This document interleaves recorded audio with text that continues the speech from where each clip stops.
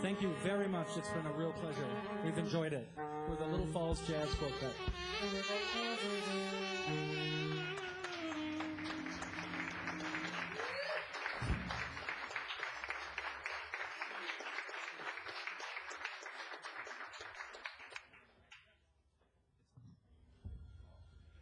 Ladies and gentlemen, the Little Falls Jazz Quartet, and let's give them another hand.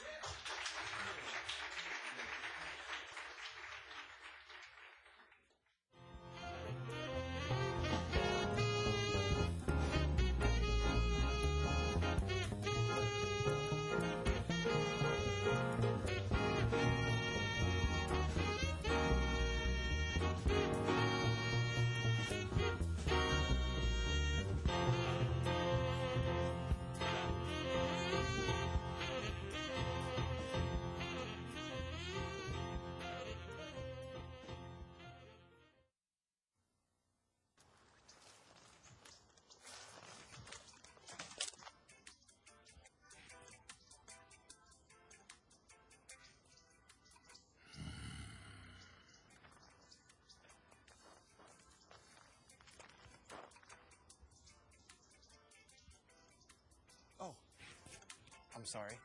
I'll put that out.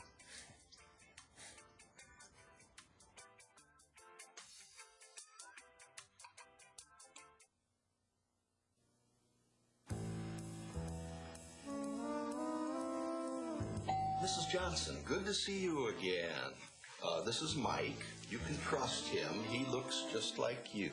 Plus, 2 against 1 is more intimidating when we force someone to sign a loan. And I'll be sucking up to you in order to keep up the illusion. So, here are your low monthly payments and interest rate as we promised. Here's where they triple. The rest of this stuff, I don't think a lawyer can read this. It protects us. Make sure we get your home when you can't pay us back. Such a lovely house. Yeah. But don't worry. We're going to sell you credit life insurance. You don't really need it, but Puts lots of cash in our pockets. you look nervous. We better hurry and get you to sign. Or I'll pretend to ruin your credit with one phone call. Predatory lenders are never this easy to spot. Call us and protect yourself with the facts.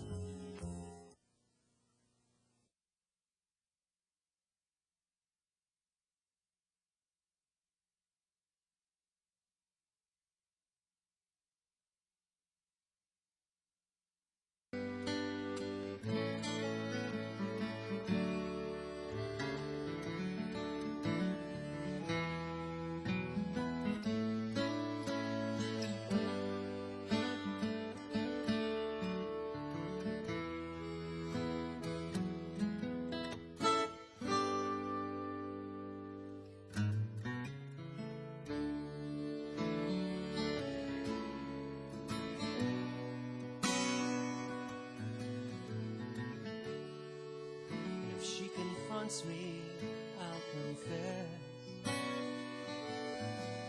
that I much prefer your arms to emptiness.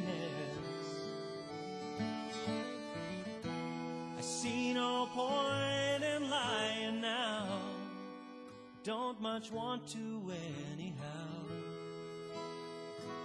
She won't ask what's new, she'll know all at once of you.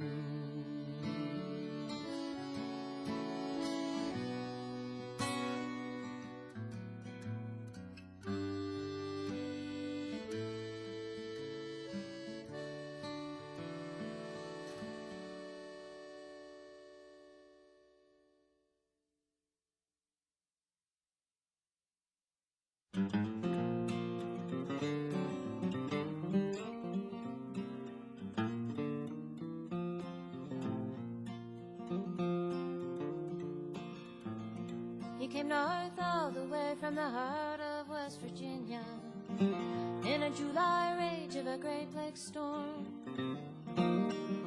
Now the cold November winds are blowing you back home again. I hope those hills will keep you warm. I will reach for you when the morning light. I will speak your name in the day. Tell me, will I see you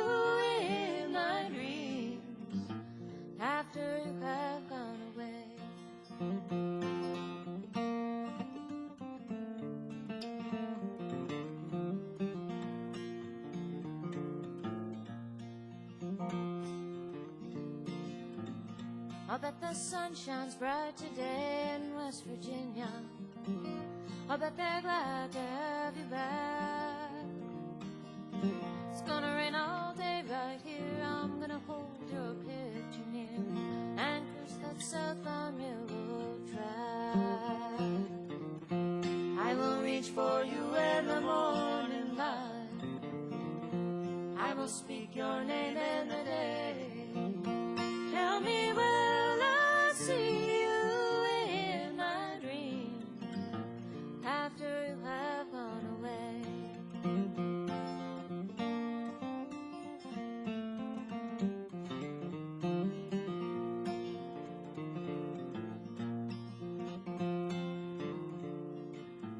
It's a cold, dark, dreary day on the shores of old Lake Erie. Clouds are stretched out far as I can see. I'm gonna write you a letter tonight, gonna mail it off in the morning. Gonna beg you, darling, won't you come on back to me? I will reach for you in the morning light. I will speak your name in the day. Tell me, will I see you in my dream after you have gone away? Tell me, will I see you in my dream? Darling, won't you come on back to stay?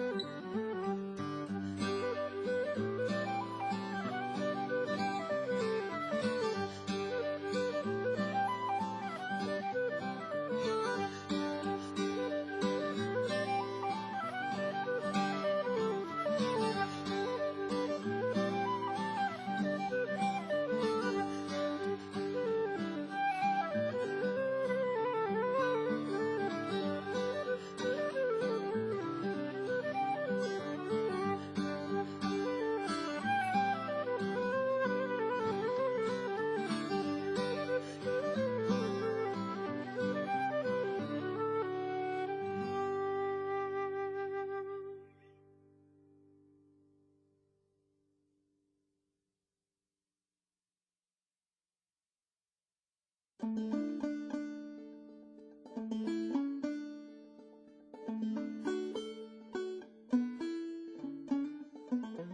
you think we're ready to get down to it, to stick our necks out and really do it? Should we test our mettle? Should we take the lead? Make those promises that we'll have to keep? Should we stand up tall? Should we say our say? Should we step right up and face the day? Should we just let nothing get in our way? Out of the foxhole and into the fray.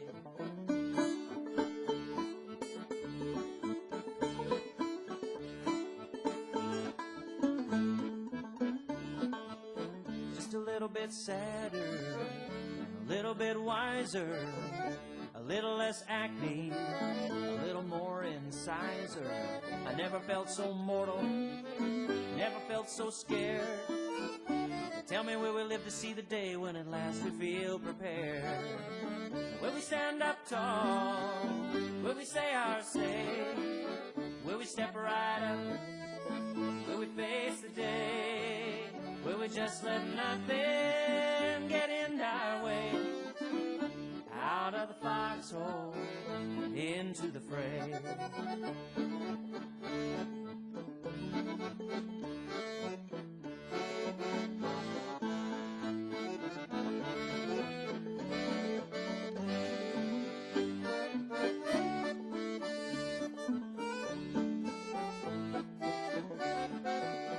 If you take my hand now, you'll find that it's shaking, but I know there's a gift here. It's ours for the taking. You pick the flowers, I'll find the ring. We'll throw a big party, have that preacher woman do her thing. Gonna stand up tall, gonna say our say, gonna step right up, and we'll face the day. And we're gonna let nothing get in our way. Out of the foxhole, into the fray. Gonna stand up tall, gonna say our say, gonna step right up and face the day. And we're gonna let nothing get in our way. Out of the foxhole, into the fray.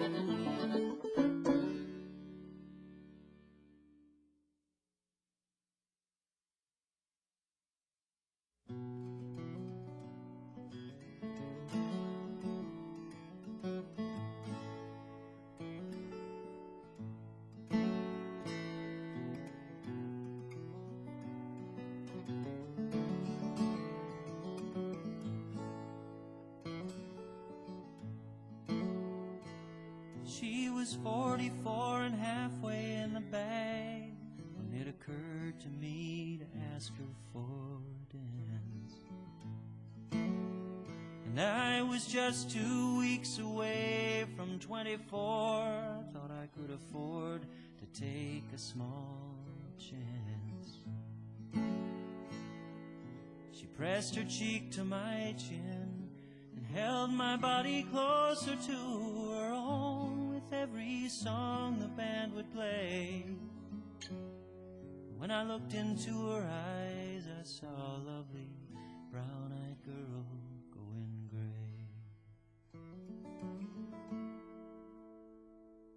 Well, the first time she was married, she was barefoot, baby bearing, beaten down.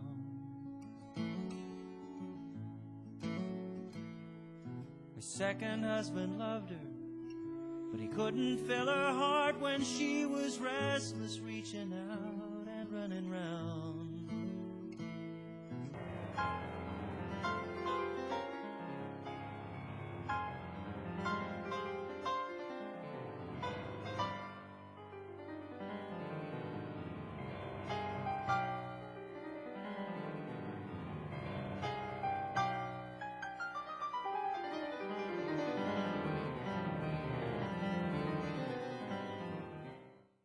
I call this meeting of City Council to order. Will clerk please call the roll? Mayor Williams, I'm here. Councilmember Barry. Here. Councilmember Clay. Here. Councilmember Robinson. Here. Councilmember Siemens. Councilmember Sniffer. Councilmember Wright. Here. I know that Councilmember Siemens will not be here this evening. He's at a family event. Are there any council comments? Councilmember Clay. A few weeks ago, when I came to the council comments, I asked if we could have a WSSC forum, and I just want to thank the mayor and the staff for putting that together and for inviting the state delegates and the county representatives. I think it'll be very useful, and I just want to say thank you. If I can also say that it's being sponsored in conjunction with Delegate Heather Mazier, and that Councilmember Wright deserves credit as well. Oh, thank you. I don't know. All I know is that I came and I said, hey, I really want to do this, and I want it to be something where it's very constructive and not where we spend all of our time blasting them, but we actually get some results. And then the next thing I knew, it was all put together. So, thanks. One of the thoughts I had about it was that I think people are going to have their stories together. It would probably be helpful to prepare people to bring things in writing and maybe have sort of specific addresses. Because I know that people in my ward have just a laundry list of damages that WSSC has left in their wake. And so maybe it might be worthwhile to assemble. And if anybody has a question that might need a little bit of research, if they can provide some information on that ahead of time, the representatives from WSSC will come prepared with the answer. Oh, there you go. Awesome. So thanks to one and all. The next one is on just cause eviction. For the third year, we recommended the just cause eviction go forth as a bill to the state. This is the second year that Delegate Heather Mazier has carried the bill. It came to an end on a technicality, if you will.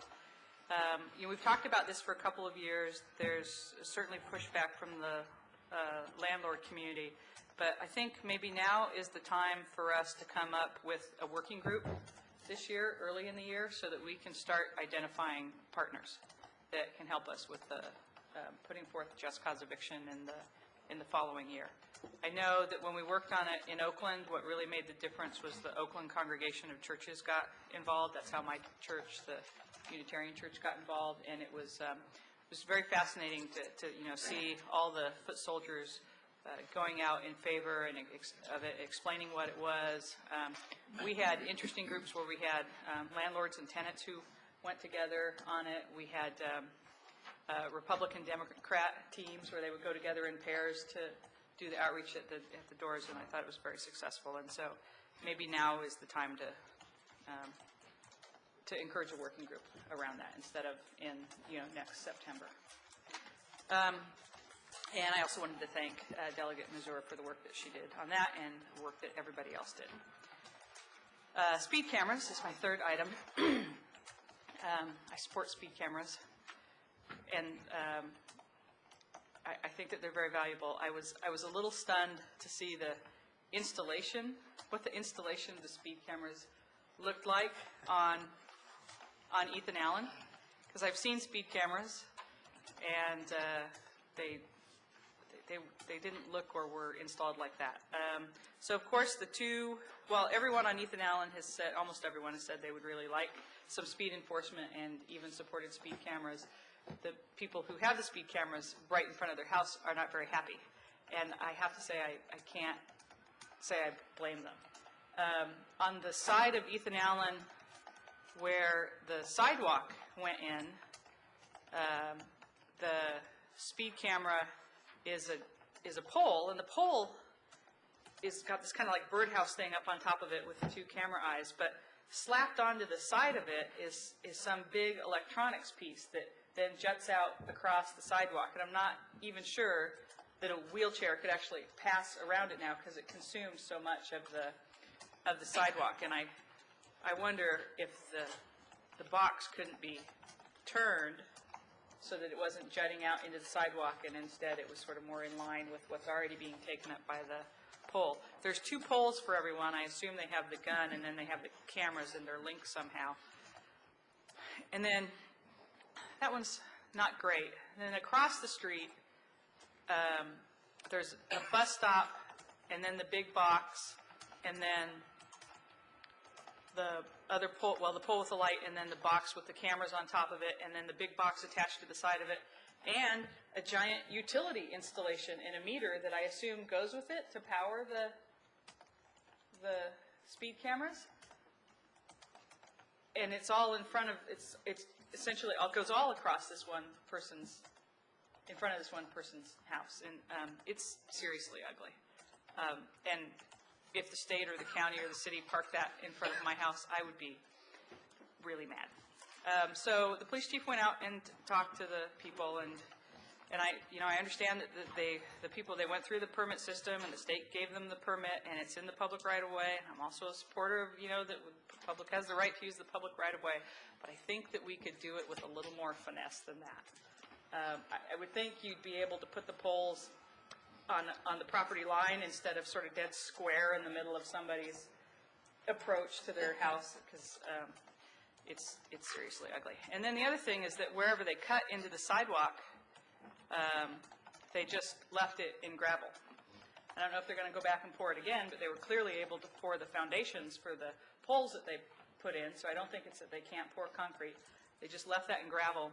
And they also did a cutaway in the ADA ramp at Prince George's and Ethan Allen on the east side of Prince George's, and left it entirely open and filled it with rock. And then they didn't put anything in there. So as an ADA ramp, it's now useless. So the police chief has done everything that he's going to do, but I think, I don't know if there's anything we can do about the poles at this point since they've been installed, but We'll look into it. I haven't personally looked at them, and I'm not sure. you should walk it. It's I will. when I first got the calls, I'm like, oh, I'm sure it can't be that bad. And then I went out today, and I was like, wow, that's really ugly. So then the fourth thing I have on my item is that I have a kid enrolled in the afternoon edition now, and the child is having a fabulous experience. So thank the staff for that. It's really terrific. Getting the homework done and everything. I appreciate that. And is really excited that they're going to start going to the pool now for afternoon edition. So that's another use of the swimming pool that the staff is engaging in and getting the kids into the swimming pool. I was excited to hear about that. And the last item is we've talked about having walking council meetings. I think we've had one? Yeah. There have been a number over the past years, but there hasn't been one in a while. Yeah. So there's been one since I've been a council member, and I would like to volunteer to have the next walking council meeting in Ward 2. And I would really love to do the kind of the Flower, Long Branch area and around the creek, and can take a look at what some of the erosion is that's coming from the storm runoff down into Sligo Creek, and the impacts of the WSSC work along Flower Avenue and the bridge intersection and all of that kind of thing. So that would be great if we could do that. And that's my council comments. Are there other council comments? Councilmember Perry. Yes, thank you. I took a very instructive ride around with the members of the code enforcement team, including the new hire.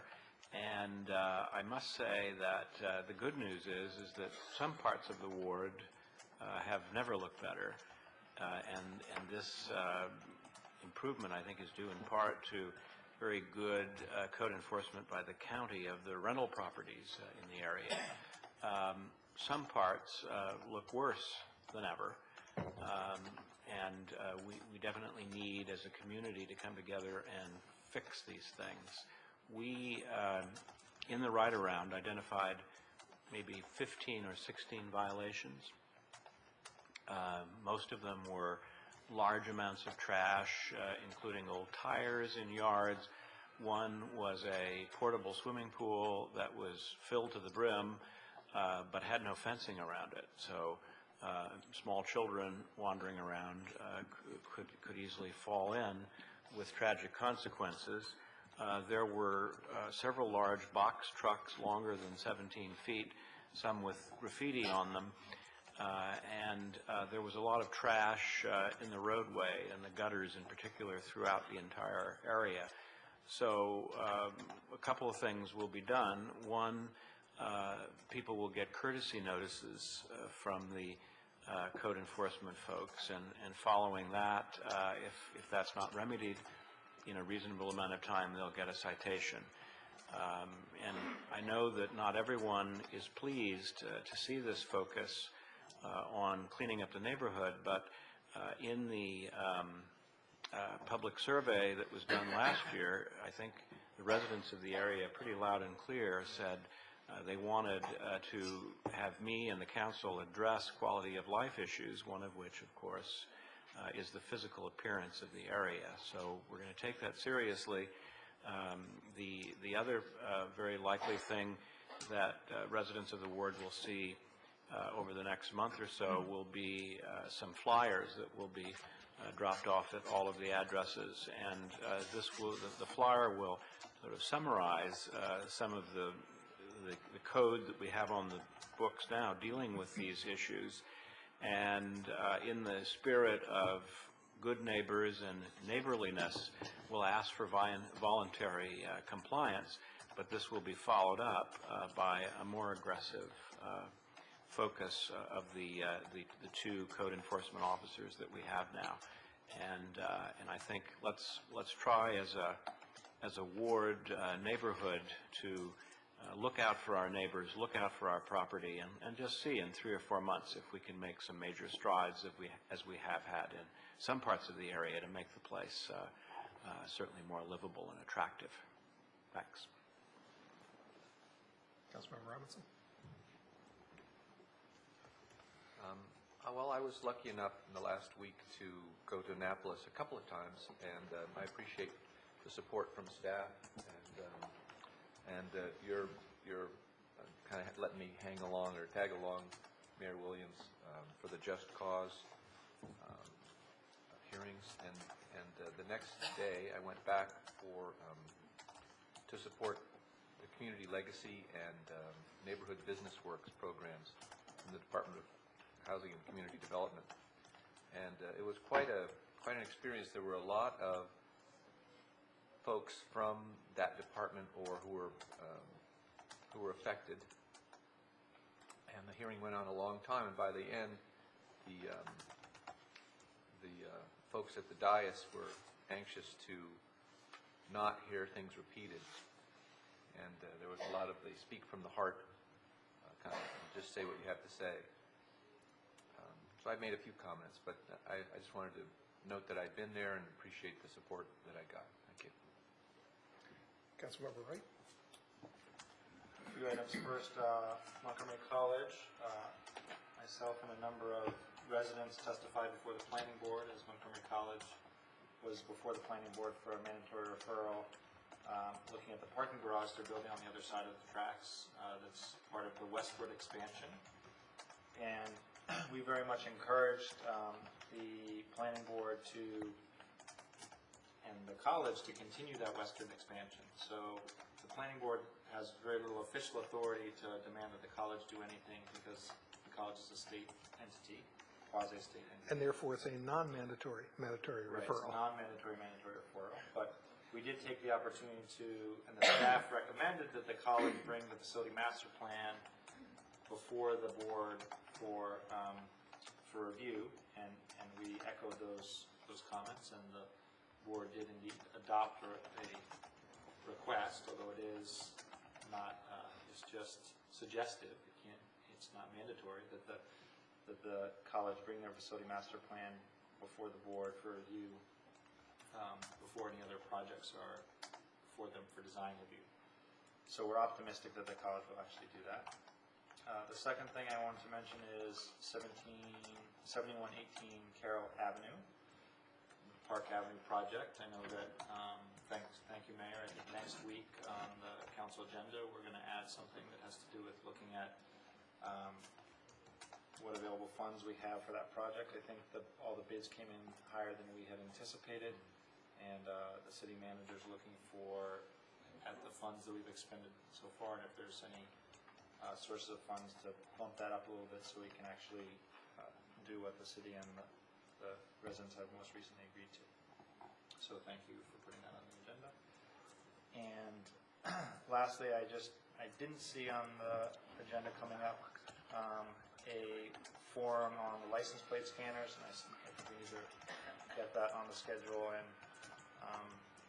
in enough advance so we can invite someone from the Constitution Project. So I know you're working on that, Mayor, but I encourage us to get that on there so we can publicize it so that people will know when the city-sponsored public forum take place. There was a resident public forum about this issue last week, and I think there was good discussion, but I think it would be good to have the city public forum, and maybe at that point we could even, the timing may work to have a draft of what we're suggesting as the rules and regulations if we were to choose to adopt the license plate scanners. Anything else? I just had one or two things I wanted to mention. I enjoyed reading to the kindergarten, first and second grade classes at Tacoma Elementary School last Wednesday night. It was part of the America Reads Week, and it was lots of fun to read to quite a crowd on Wednesday evening, and the book was something about the Mr. Duck runs for office, and it was there were some interesting parallels, and I think everybody enjoyed that book. I was also supposed to read to a fifth grade class today, but there was no school. So, and the other thing that is connected with the schools is that there was a reminder in the weekly update that the city issues about the If I Were a Mayor contest, and just a reminder to all the fourth grade kids in schools, public or private, in the state can participate in that contest and submit their If I Were a Mayor piece to the Maryland Municipal League, and those will get judged, and it's an interesting program, and a chance for people to give their ideas about what they would do if they were in charge for their municipality. The other thing I wanted to do was just say that I'm happy to say that Governor O'Malley appointed me to I think a very important regional body. The Chesapeake Bay program was organized by the federal government and several states that are in the watershed for the Bay, and that established the Chesapeake Executive Council, which is made up of the governors of Virginia, Pennsylvania, and Maryland, and the mayor of the District of Columbia, the secretary of the Environmental Protection Agency, and the executive director of the Chesapeake Bay Commission. And in turn, they set up a body that's called the Local Government Advisory Committee to the Executive Council, and the governor saw fit to appoint me to that body. It's made up of representatives from Maryland, the district, Virginia, and Pennsylvania, and also has kind of secondary representation from Delaware, New York, and West Virginia. And it's the conduit for local government input into efforts to clean up the Bay. It's to improve communication down from higher levels down to the local level. It's supposed to supply technical assistance to local governments and provide local government perspective on policy development within the Greater Bay program. I went to my first meeting on Thursday. It was very interesting. What they're now doing is, instead of looking at kind of 10 years out, what are the goals for cleaning up the Bay, and looking at it on a watershed level, they're breaking it down into much smaller pieces. I don't know how many smaller pieces, but I'll say thousands kind of almost down to the municipal level, and saying, okay, let's look at 2-year goals for what we can accomplish, and let's look at how we can deal with the problem at the local level in different ways. Different things work for different people. So finding out what will work on a local level and then providing some expertise to try and help make that happen. There are now also 2 programs that have just been funded to provide circuit riders who would be available to go around and help local jurisdictions come up with ways to improve the health of the Chesapeake Bay. So I will be involved in that group. It's an open-ended appointment. It's basically, as long as you're interested and show up, you've got it. So I'm one of the 6 Maryland representatives. So I look forward to working on that and sharing information with my colleagues and the city, and maybe we can come up with an initiative to do something to help clean up the bay in Tacoma Park. The next item on the agenda is additional agenda items and agenda scheduling update. I'd just like to point out that the first item on tonight's agenda, the presentation of results of the classification and compensation study, has been moved to next week since the consultant who was going to give us that presentation is headquartered out of Atlanta, and her flight was canceled this morning. So she isn't here. She'll be here next week. And that's all I have on that. The next item is public comment period for anybody who would like to comment on anything that's anything they want to comment on, since it would be for work session item, tonight's discussion of the hospital certificate of need, and anything that isn't on the agenda. So now's the time. Great, thank you. My name is Eileen Sobek. I live at Carroll Avenue. I'm a member of the city's WA Land Use Committee, and a resolution from our committee is in your package pertaining to the work session, and so I just wanted to say a word about it. The committee is just getting up and running. We've had 3 or 4 meetings, but we have not been, we weren't constituted and haven't been meeting as long as the healthcare committee, so we're sort of just getting started on our mandate. And we are trying to educate ourselves about the certificate of need process, county planning measures, the role of the city in redevelopment, WAS plans, the results of the healthcare needs assessment committee, all of those matters. And it was brought to our attention that you were going to be looking at a possible MOU between the city and WA, and I think that this resolution is just an indication by the committee that, you know, we're interested in being helpful to the extent we can, and I think that we're sort of stating the obvious in our resolution that the certificate of need is a very important step in establishing the new hospital, that and WA has a clear interest in getting the certificate of need and getting any kind of support it can get in order to obtain the certificate of need, and therefore support by the city is theoretically a pretty valuable commodity. On the other hand, anything that the city is likely to get in return will come a lot later down the road, and I think the committee was concerned, given some of the past relationships between the city and the hospital, that the city delivers what its views are up front, or its obligations are up front, and then WA's obligations are, the enforceability of them are problematic, and especially since the WA plans are still fairly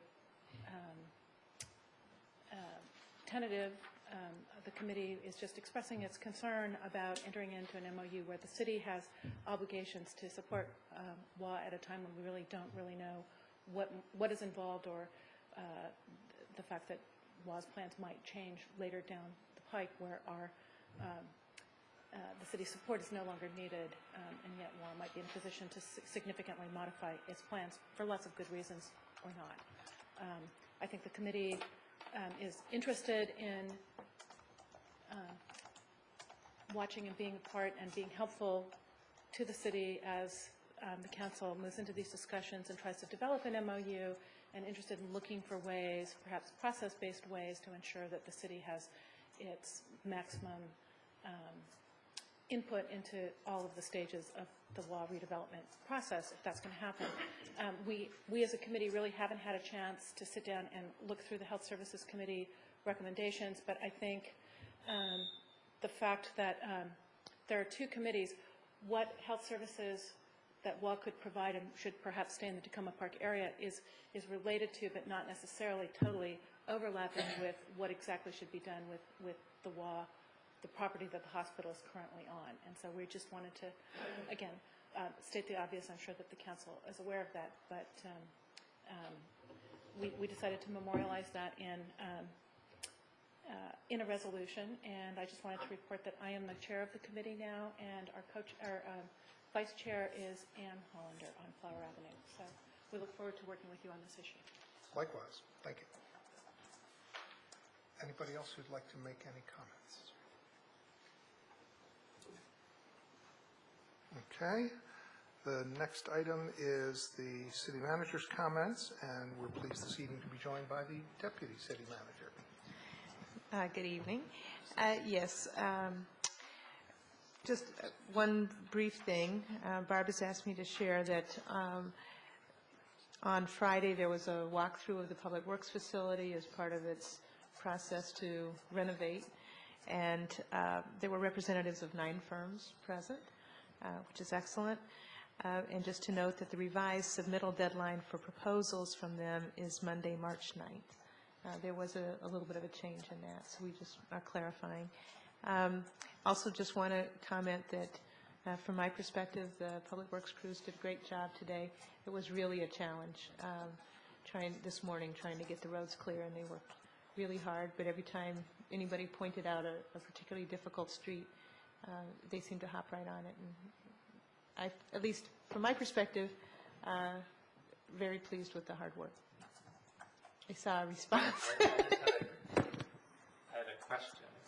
No, I thought the street work was great as well.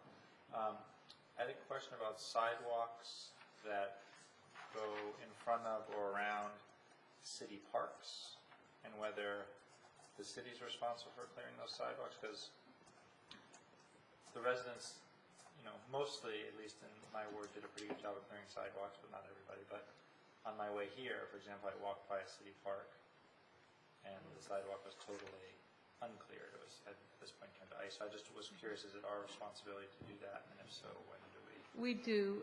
It's a little bit lower on the priority list, but not by much. So if there's a continuing problem, let me know. Okay. We strongly urge people to take, whether it's a business or it's us or it's a private residence, to clear the sidewalk as soon as it's feasible. And we not only urge it, we have a law. Do you know if the recycling that wasn't picked up today will be picked up tomorrow? My understanding is that it will be, but I'm trying to think what the message was that we put out. I will double check by the end of this, because I know we put out a message on the webpage to let people know, but I need to double check it. Okay. And I'll just observe that the work that Public Works did on getting the streets clear was so good that I never had a chance to go try my all-wheel drive on a street with snow. It was all gone. So I'm sure there were some streets in various places that still had snow to try. And can you just say again what the walkthrough was at Public Works? What stage of that they were looking at and submitting on? This is the proposal for renovation. It's the first stage where we're asking for the proposals for the whole concept plan and the. So they were presented with the concept plan, and they're providing a concept plan. They would be providing that. Okay. We haven't. I'm not the expert on this subject, but we're not far along. It's not like with the auditorium renovation where we had a pretty much agreed upon concept plan. There are some specific things that we have asked for, but there were aspects of what we've asked for that need to be thought through, and there's been expressed concern by the community that we want to see if there's ways to address so that there's a good working plan for the detailed So it was more like, here's the problems, here's the opportunities, how can we do this? That's more like it. Okay. Thank you. I would just note that I looked on the city website, and yes, the recycling that was canceled for today, as well as the yard waste pickup that was canceled for today, will be done tomorrow. Thank you, Jeff. So that's it. And any other questions for the deputy city manager? Seeing none, we'll move along to the legislative update, which probably comes from you as well. I suppose. I've been working on it all day. I didn't realize that that was on here. I should have paid attention. There's a number of items that, obviously, last week you guys had lots of fun with all of the sanctuary city bills and that kind of thing. And the cable TV. And the cable TV, franchise. which was quite a production. We got in the Post as one of the television entities that was there filming and making sure that legislators knew that the franchise fees that are paid to localities, to jurisdictions, go for a number of purposes, one of which is to fund our government access channels, which help broadcast, for example, council meetings to people who may or may not be able to come out to a council meeting.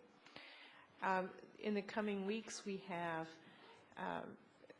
the follow-up activity on the repeal of the death penalty. We have item that you'll be testifying on there about the task force on county and municipal revenue. And let's just say that that's the state task force, so people The don't get state, confused. that's with not the county, it's not the task Montgomery force. County one. It's the proposal to have a discussion at the state level. And there's a number of other bills that we're investigating about their impact. Some of them related to our status as a sanctuary city. There's an opportunity to be able to get some additional funding or opportunities to bond for infrastructure improvement related to transit-oriented development that may be helpful as the Purple Line moves forward, which we hope it does. And I know there's another one that was on my list of things that I prepared a position statement today. Yes, the instant runoff voting, there's a number of things coming up, but I'm not sure how well that's going. Our lobbyists have been working really hard to try to integrate that into some of, there's a variety of election bills, and we're trying to see how that plays out. They certainly have been working really hard on trying to find a way to integrate that into some of the election machine bills, and obviously Senator Raskin's been great on that and been very helpful. Do we have a sense of, on the death penalty bill, like whether it's likely to? No, I mean, Governor O'Malley sent out a message today saying that he expected the vote to be very close. And they will be doing a Senate vote on it tomorrow, apparently.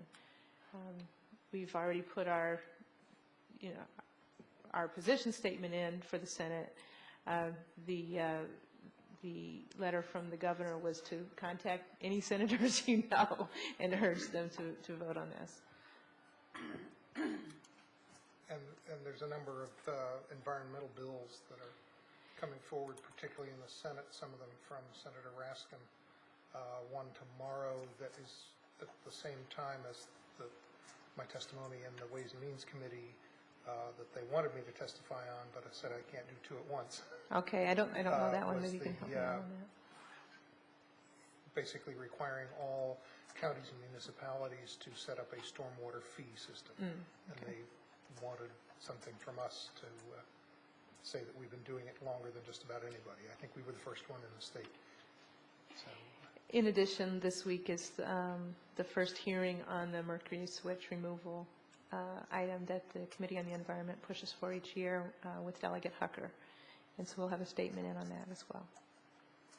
And if I can just say that I think it's been much easier this year easier to try and get our arms around a number of issues that are going on in the state, yet at the same time harder because we're dealing with more of them. But I think it's been very helpful to have the new, for us, lobbyists. They've been very helpful in tracking things going on in Annapolis. And I would also say that the increased level of interest and work by my colleagues on the council has also made it easier to do, and I think we're having more impact this year in Annapolis than we've had in previous years, and there's increased potential for that as we go forward, and I think that's a good thing. A lot of that is due to your leadership, Mayor, so thank you. Well, thank you. It's been interesting. When I was down there on Thursday last week, somebody said, are you the fourth delegate from District 20? And I smiled and said, sometimes. The non-voting delegate. Right. Any other questions about anything on the legislative update? Okay, then we will move to the only other item on our agenda tonight, which is our discussion of the Washington Adventist Hospital Certificate of Need and what we might like to have in an MOU with them. And I think we can start with our city attorney, Sue Silber, who can let us know what would be helpful for her to have in drafting this. And if I can also, just as you get your stuff together, point out to everybody that the agenda item, the agenda packet for this item has a number of new pieces in it. For anybody who's thinking, oh, well, this is just all the stuff that we've seen before, that's not the case. The health service, the health care needs assessment is the revised version. It's updated as of February 25th, so that's the final version from that committee. And as Ms. Sobek pointed out, the Land Use Committee gave us their resolution, which is in here, which people had not seen before. And then the hospital's reuse presentation is an updated version of what we have generally seen or discussed before, so that everything in this packet is updated and or new. Thank you, Mayor. First, let me just remind everybody of the status of the procedure. Briefly, the hospital has already submitted to the Healthcare Commission, the statewide Healthcare Commission, a letter of intent that it intends to file an application to get approval to leave the Washington, the Tacoma Park campus and move, as you know, to the White Oak campus. And that was filed on February 6th. So you can basically anticipate when things are going to be happening in that procedure going forward. So by approximately the beginning of April, they will actually file their application.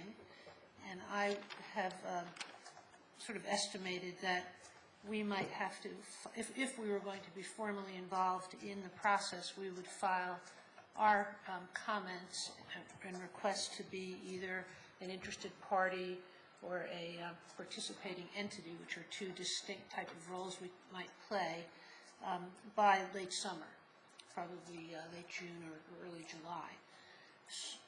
The hospital is probably not going to have a decision from the commission on this until, it looks to me like the expectation would be approximately December of 2009, and that's assuming everything goes according to plan. So we're very much at the beginning of what's obviously a very long process, and I, as your attorney, would like to have a clearer sense of what the council would like to see happen on that property, specifically that which is relevant to the hospital's application, which means not any use, but anything that has to do with health care, or more importantly, what healthcare uses are leaving the campus and what are our concerns about the adverse effect on our constituents. So I want to try to walk us through the questions, some of which are, we could look at the documents that are attached in the packet tonight, and some are more general ideas that I'm sure each of you has been thinking about. Can I first ask, in saying that, what I heard you just intimating was that it's important to have the healthcare-related pieces. Are you defining that? I'm just trying to think about some other potential pieces of what we might want to have in an agreement with WA that aren't as health-defined, health-related as, kind of the continuum of them where somebody would say, oh, well, you can only talk about certain ones and the other ones aren't necessarily related. And I want to make sure that as we have this discussion that I understand how you're meaning that, because I'm thinking about some other pieces that we might want to have in that memorandum of understanding. Thank you. with No, the that's hospital. a very good redirection. What I was first talking about is the formal process, the application for being able to move and for their proving the needs issue. And on that, there is a limited issue of what's relevant. It is also true that any kind of agreement that we as independent parties, both the hospital and the city, would like to get into some kind of a mutual understanding with various levels of enforceability and predictability, could be on any subject. Obviously, agreements don't have the same restricted scope. So you're right, and what I hadn't done yet is tie together the two things. Okay. My thought about this, as I've talked to some of you separately about, but I haven't had the opportunity to talk with the whole council, is that it is the opportunity now when the hospital is asking the state commission to grant its approval, and we certainly would be able to have a voice in that proceeding. This is the time that we should be talking with the hospital about what agreements we need not to oppose their application, or put the other way, to be able to approve, to be able to support their application. So that, you're right, it's the kinds of things we might agree on could be as broad as the vision of this council, but the ones that would be considered if we have to enter the formal process are much more restricted. They're entirely just healthcare related and actually much more narrowly defined than that. Okay, thanks. That helps. Can I just ask two clarifying questions? Sure. So you're saying that as part of the official process, outside of any agreement we would reach with them, the state could actually have some aspect that would bind the hospital to do something at the current site that's medical or health related in order to okay the move, which could be potentially separate from any... Absolutely. The commission doesn't have to just say yes or no to the hospital's application, just like in a land use case. It can say yes, but only with the following conditions. And the conditions might be things like how are they going to serve the poorer members of the community, for example. And then the second question, you may be about to get into this, so you don't necessarily answer it. Can you talk a little bit about the difference between the two classifications? You said we could have standing in two ways. And what the difference is between them, what the difference is there? Sure. I don't think we should spend too much time on it because I'm very confident we can get the lesser status, which is the participating entity status, which we actually were instrumental in making sure that the commission changed their regulations to say that a municipality that's losing a hospital would have this ability to have a participating entity status. So that one is sort of carved out precisely for us. But it is less than full party status. It's more of a, almost like, not quite an amicus, but it's you do get to read all the correspondence. You do get to make argument in front of the full commission. You get to ask to be heard at various stages. The other status, the interested party status, you have to prove that you're adversely affected by the hospital's decision, and then you actually can be more like a full party. It's not only that you can receive the information, but you actually can try to have an impact at the administrative stage when it's in front of a reviewer, which you don't get as a participating entity. This is, pretty technical stuff. But you basically, in one aspect, you get full party status, and the other you get half full. But at least you're there. You're definitely included. And I don't think we've fully decided which to go for yet. I think we still have to see better. The hospital hasn't put in its application yet, so we don't even know what it's substantively going to be saying. I would also describe the difference in terms of cost to the city, because one is a very major piece of litigation. It's very full involvement, engaging in brief writing and participating in hearings, fully active, and the other is much more of a, one step back as a, not fully outsider, but as a party that doesn't have the same obligations of full participation in the adjudicatory process.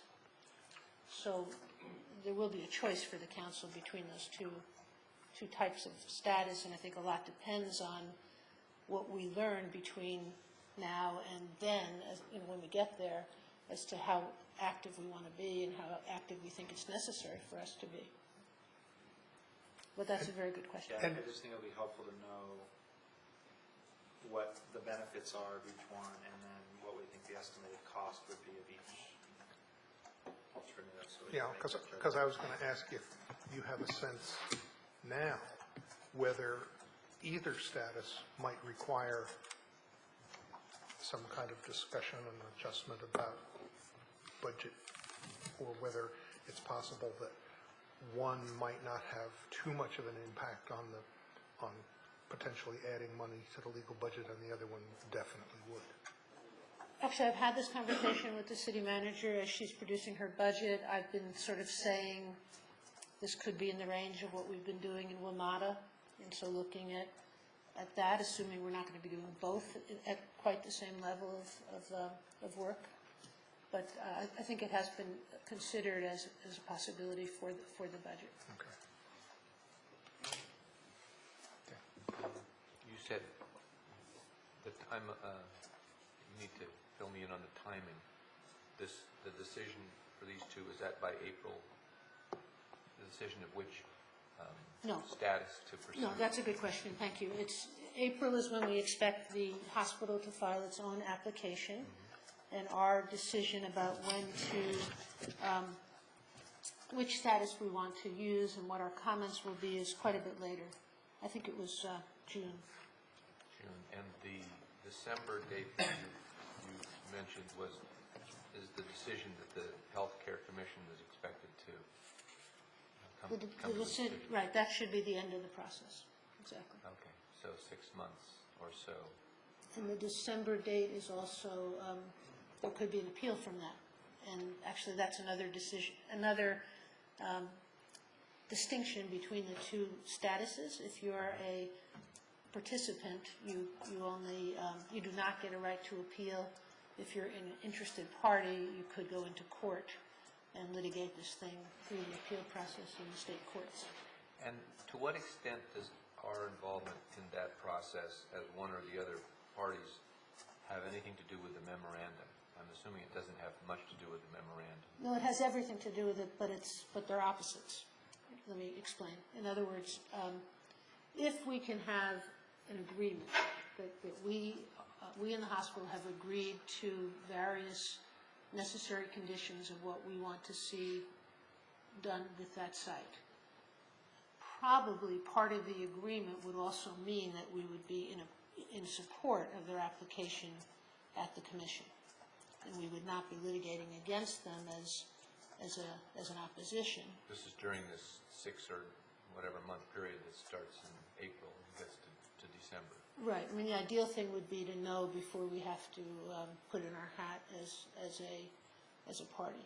Right now, it looks like Montgomery General and Holy Cross will oppose the hospital's application, and the question is whether we'll also be an ally of theirs opposing the hospital, or whether we would be in support or staying out of it.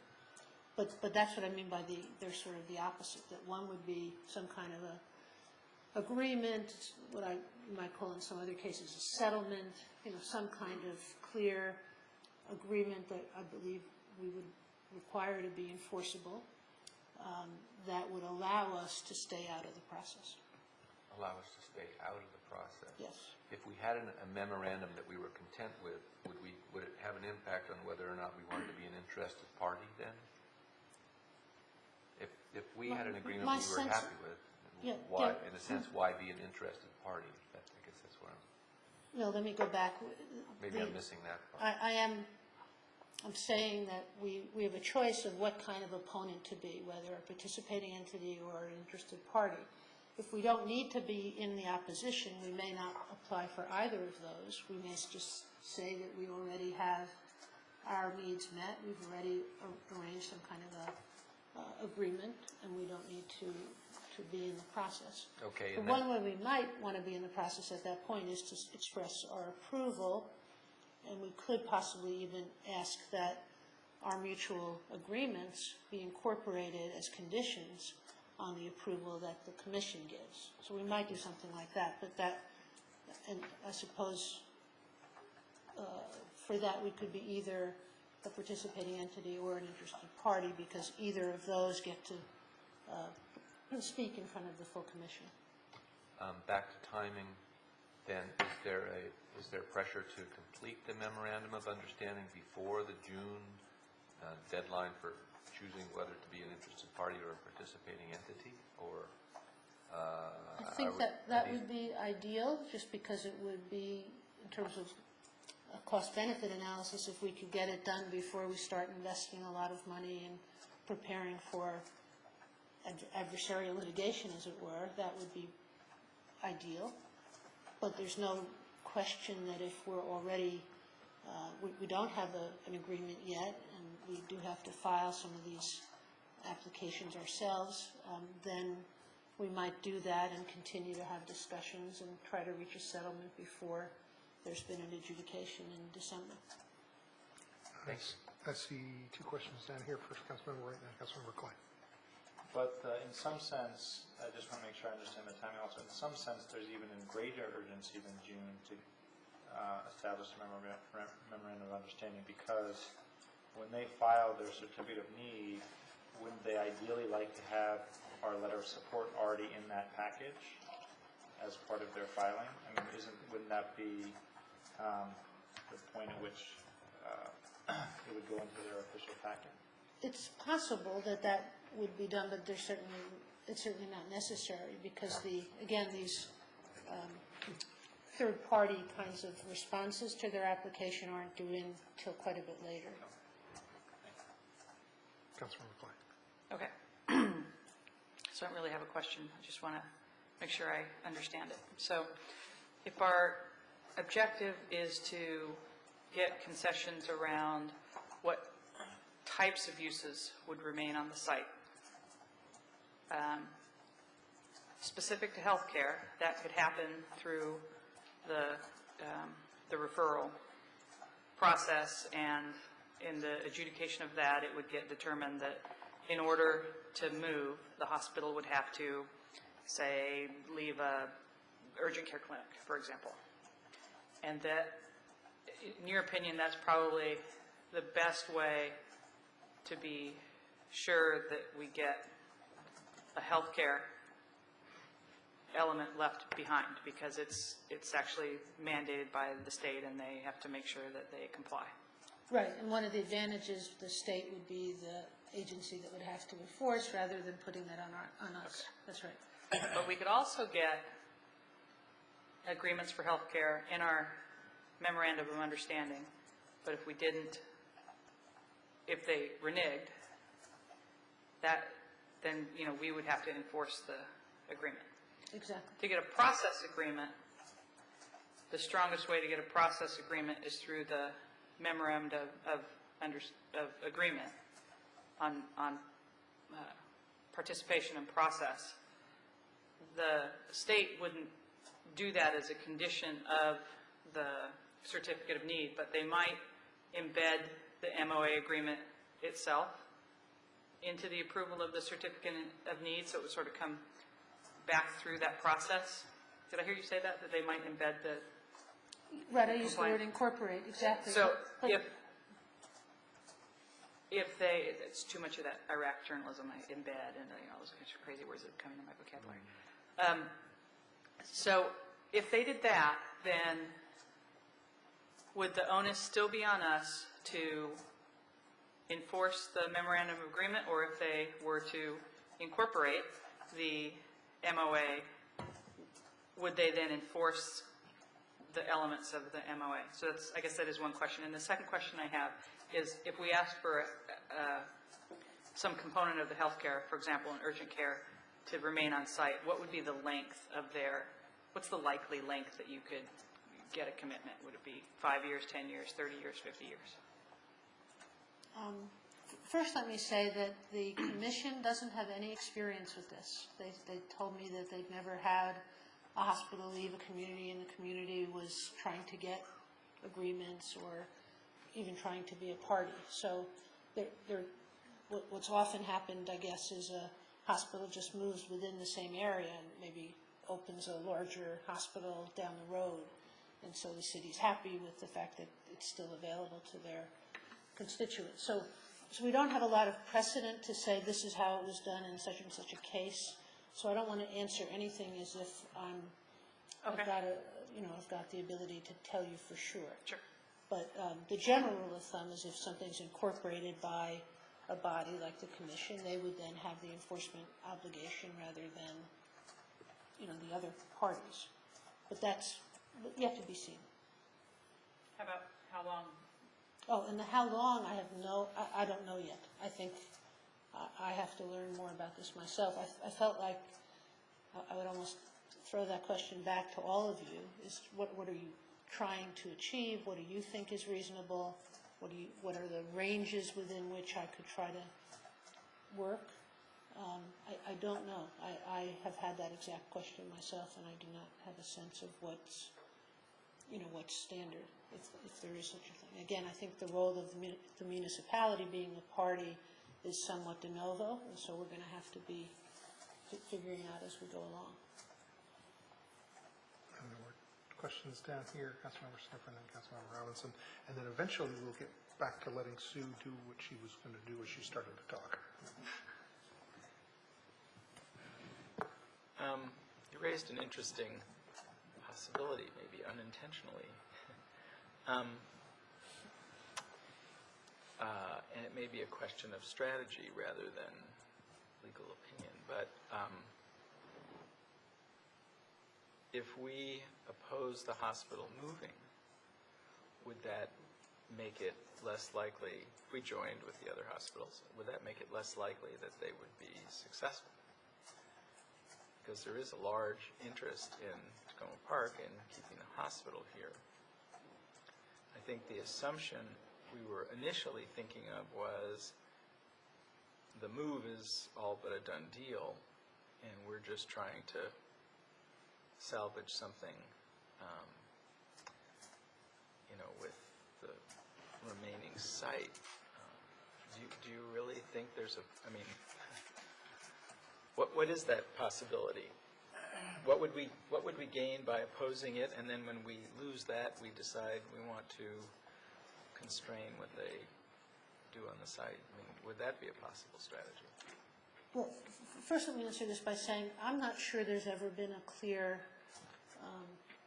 resolution by our council about that question of should it stay or should it go. I think everybody was kind of shocked when they made the decision, and there were some people that were relieved that it would relieve some of the pressure on the neighborhoods directly surrounding it and the streets. And I never have heard this council say this is what we would like to see if we had a choice. The question of the merits of this adjudication in front of the commission, I don't know enough yet, Ruben, Councilmember Sniffer, to comment on that, because I think it's pretty technical as to how many beds they are taking away and what's justified. And I know the concern of Holy Cross, just because I've talked to a colleague there, is the issue of the underinsured and the uninsured being much too much of a dumping on Holy Cross as they leave the poorer population. So that, I'm sure, is going to be presented, and I'm not familiar with all of that evidence yet. I mean, I'm just getting into this now, as you probably know. I've just been asked to, and what I need to know better is, and perhaps that's an additional question we should be asking. I was going to sort of jump to the question of reuse. I think it's probably wise to get each of you to say something about your thoughts about, whether we should be more in opposition to the move itself. I don't think that's been discussed. Okay. Am I right? I'm not at every meeting.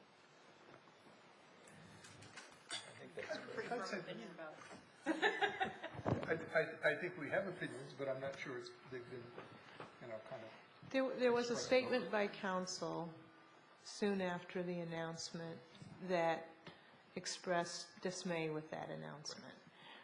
We can pull that out and see, but I agree that I think there's not been a resolution that takes a strong position to the whole concept of the hospital moving. To the other question that Councilmember Snipper raises, I think there is kind of a sense of futility. I think that the fact that that the hospital has gotten approval already for its land use plan at White Oak, suggests that it's a bit of a runaway train that we haven't stopped before it left the station. That's not to say we can't reconsider, but no question there seems to be, and maybe the hospital has just assumed that the city hasn't wanted to consider the idea of not moving. I'm going to jump in here and say that my read on the question that's kind of bubbled up is that when the hospital was a number of years ago was looking at expansion on the current site, and then started looking at doing some more local things in Long Branch, and one of the objections at that point was that the hospital had never really done a long-range plan for their current site. And the reaction, the way I saw it happening was that the hospital, when push came to shove, finally realized that they did need to take a long-range look at what they were going to be doing, said, and I believe them, that when they looked at what they were considering doing in a current phase of what they were considering in expanding on their existing site, they realized that even if they got everything that they wanted in that process, which was by no means going to happen, that they would still be looking at some period of time down the road, I don't remember whether it was 10 years, 15 years, whatever it was, that they would still be looking at, they would have to come back and do it again, and there would be no room left. Therefore, I think they made the only decision that they could make, given that realization, that if they put all of that fight and all of that money into expanding on their current site, they were still going to have to move in the medium term, and that they would have put a whole bunch of money into that site and then be wondering how they were going to recoup that money, and therefore felt that it was better to go forward at this point in time rather than just delaying the inevitable and looking at moving. So I think that's what brought them to the decision that they made, and from that process I took it that even if we said, no, we don't want you to move at all, we want you to stay here, we would be fighting essentially a rearguard action. And so from that point, I have felt like the best thing that we could do going forward would be to get what needs to remain here, and that now's the time to do it. If we oppose them and then kind of lose, and then we go, oh, well, now we want you to do such and such, they'll say, you were no help, what do we need to do for you? So I feel like where we were with this discussion coming in terms of coming up with some kind of agreement with the hospital ahead of time is our best chance to get what needs to be here in the long term on the current site. Yes, I agree. I just was exploring the question. Okay. Did I do a good job of You did. answering the question? Yes. Okay. Can we get beyond that now? Back to Councilmember Ramos. I'll try to segue us on to what the recommendation is here. But one clarification about the Commission's enforcement potential. You said that they have never dealt with a city that was going to be abandoned, as it were. And so if worst case scenario if the worst case scenario came to pass, we thought we had an agreement, they reneged in the future, they moved out and they said, forget it, we're not doing urgent care or what have you. What could they do? I need to go back and look at their statute. I assume they have some ability to enforce their own orders. Would be through the Attorney General's office, which would probably entail injunctive relief, maybe something beyond that. But I can look at that more carefully and report back to you. Okay. But I'd be very surprised if there isn't some enforceability to their own orders. If it comes to an urgent care, let's just keep that going. It's an urgent care. We say the only thing we want is urgent care, not ER, but urgent care. That's all we care about. And they say, okay. They leave. They decide in 5 years or whatever it is, 10 years, we changed our minds. We're not doing urgent care. Then the Commission says, oh, but you have to. And then there's a big squabble about, well, what would it look like? And I don't know. That sounds messy to me. Now I'll try to get to the segue back. The reality is that they own the land, and their expressed intent is to keep that land and not do anything on it except what they want to do. That's my understanding. And then this makes me think of the other hospitals, Holy Cross and so forth. To what extent do we know what they think the best solution might be? In other words, does Holy Cross have suggestions that would help them, that would also help us? You said you had a contact there. Yeah, and I don't. It's a good question. I don't know what they want, except that they're in opposition. But I could try to. So I guess what I'm suggesting is that we reach out and find out what our common interests are with those people who are also likely to be hurt by, at least by Adventist leaving. Councilmember Wright. Nope. I defer to Councilmember Berry because he hasn't said anything yet. Thank you very much. I guess the overarching principle for me is trust, but verify. Trust in the sense that the hospital has already made good faith representations to us about what they feel would be in the best interest of the community to leave behind. On the other hand, I'm wondering, as we go forward, hopefully under that principle, if we had an agreement with them, city to hospital, would that agreement, could that agreement be enforceable under the Commission's process and structure? Well, again, I only think it would be enforceable by the Commission if it were adopted by the Commission. I use that word incorporated as part of its own set of conditions upon granting the permission. Mr. Mayor, if I could, I sort of have a way of going through this question that we jumped ahead to other visions, and let me get back to my suggestion for how to walk through this, if I might. The first thing I think we might want to do is look at the hospital's own reuse plan, which you were presented with and is part of our packet. And if council members could comment, each of you, which aspects of the plan you would like to be sure of, that you'd want to make sure that they are part of what the hospital leaves behind, which are there but you think need a great deal more definition, and which things aren't there that you think should be added to what they leave behind. So I think we might want to start with their own presentation, which is, I must say, I think has a lot of interesting aspects to it, but what's missing is cost and funding. Who's responsible for some of these aspects? If you notice, our own committee suggests that maybe Tacoma Park as a city should bear some of the financial burden, and I want the council to speak to that, because if the committee is going to be a document that the council either approves or doesn't, its language is going to probably have an effect as this discussion moves forward.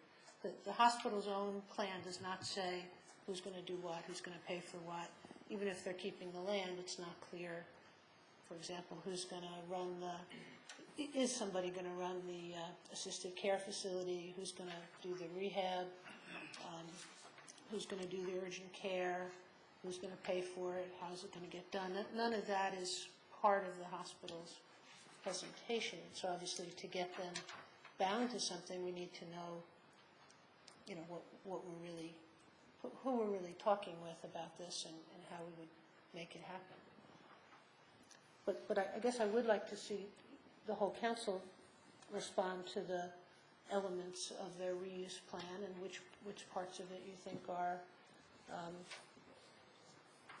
important and necessary. I just wonder if there was one question we might try and answer before that. And I'm very glad that the Land Use Committee sent us their resolution, because they're sort of suggesting a different approach, and if I read the resolution correctly, which is not for us to recommend specific uses or items for the site, but more to have the MOU or MOA focused on an involvement, maybe it's even veto power in the process for how the site is used. That's kind of what I read. So we could answer those questions about what each one of us likes in the reuse plan that they're suggesting, but if we answer this question first, I think it might be helpful to figure out and some advice from you about whether that's plausible. It might help us, because maybe we don't have to go through answering all those questions if we want to focus on integrating something into the process as part of the MOA. One other aspect here is that whatever we want and whatever the commission requires, there's also the whole land use approval process through Montgomery County. And there may be things that we want that aren't permitted or that have certain requirements, or conversely, we may be able to get what we want through the land use process through Montgomery County. So I just want to kind of throw that in the mix, that as we think about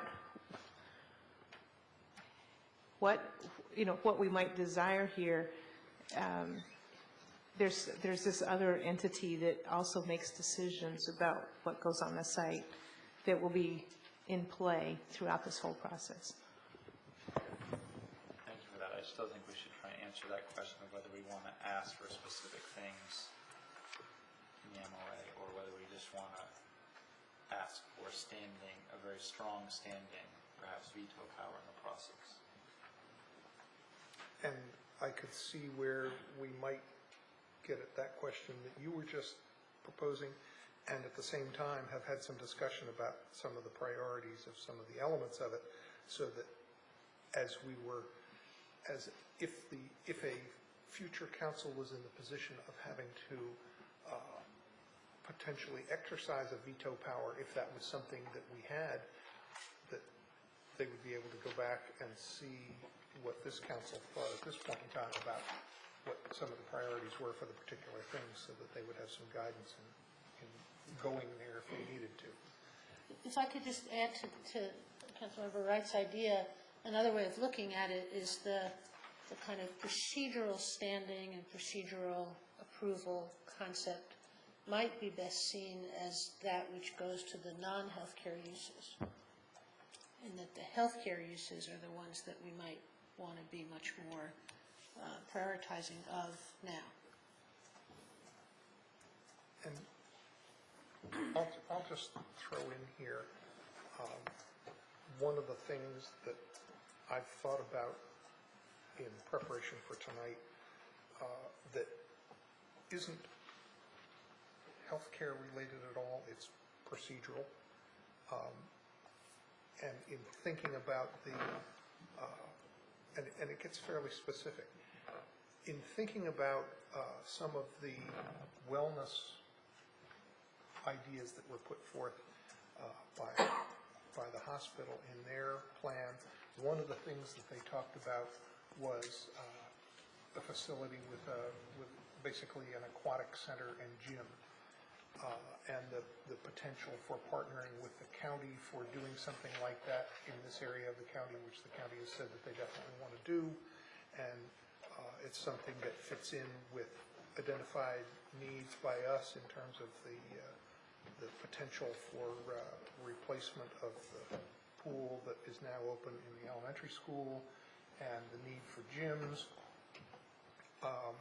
And in talking with other interested parties in that, I've explored, there's been certain presentations that something like that, if it was done, might be set up under the operation of an entity that was a partnership but was set up as a different entity and wasn't just operated, say, by the county or by the hospital or by Columbia Union College, but if it was a partnership that made it happen, it might be a partnership corporation or organization that had elements of those and ran it. And one of the things that led me to was if that were the case and it was something where it was public use by that, there was a public use element to that, that I would want to ensure that there was 7-day-a-week access to it, since we've had that issue with the Pine Branch Pool. So that one of the things that I could see being a part of an agreement that we would come up with the hospital would be to say, however things get structured, I would say that the hospital doesn't have a problem with 7-day access to things because that's what hospitals do. But other entities do have more of a problem with that. So however anything gets structured, I would say that WA needs to make sure that it's set up in such a way that there is maximized public access to whatever facility it might be, and we mean by that 7 days a week.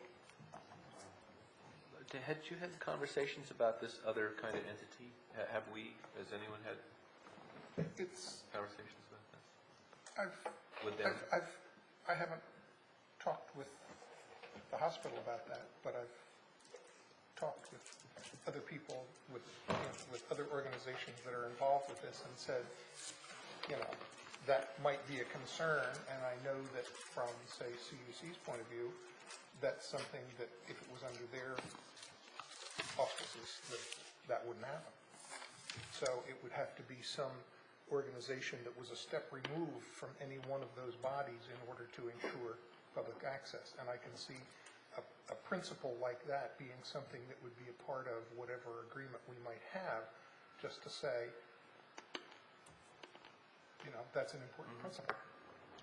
Well, in these various discussions with the hospital, have we explored whether or not what the hospital has presented to us is based on a sound business plan that they have developed with profit and loss statements, cash flow, or is it more of a smorgasbord where they offer it to us, expecting us to choose one of these, and then only later on do we find out that they can actually afford to do the neonatal unit, but not the urgent care or some combination of the two?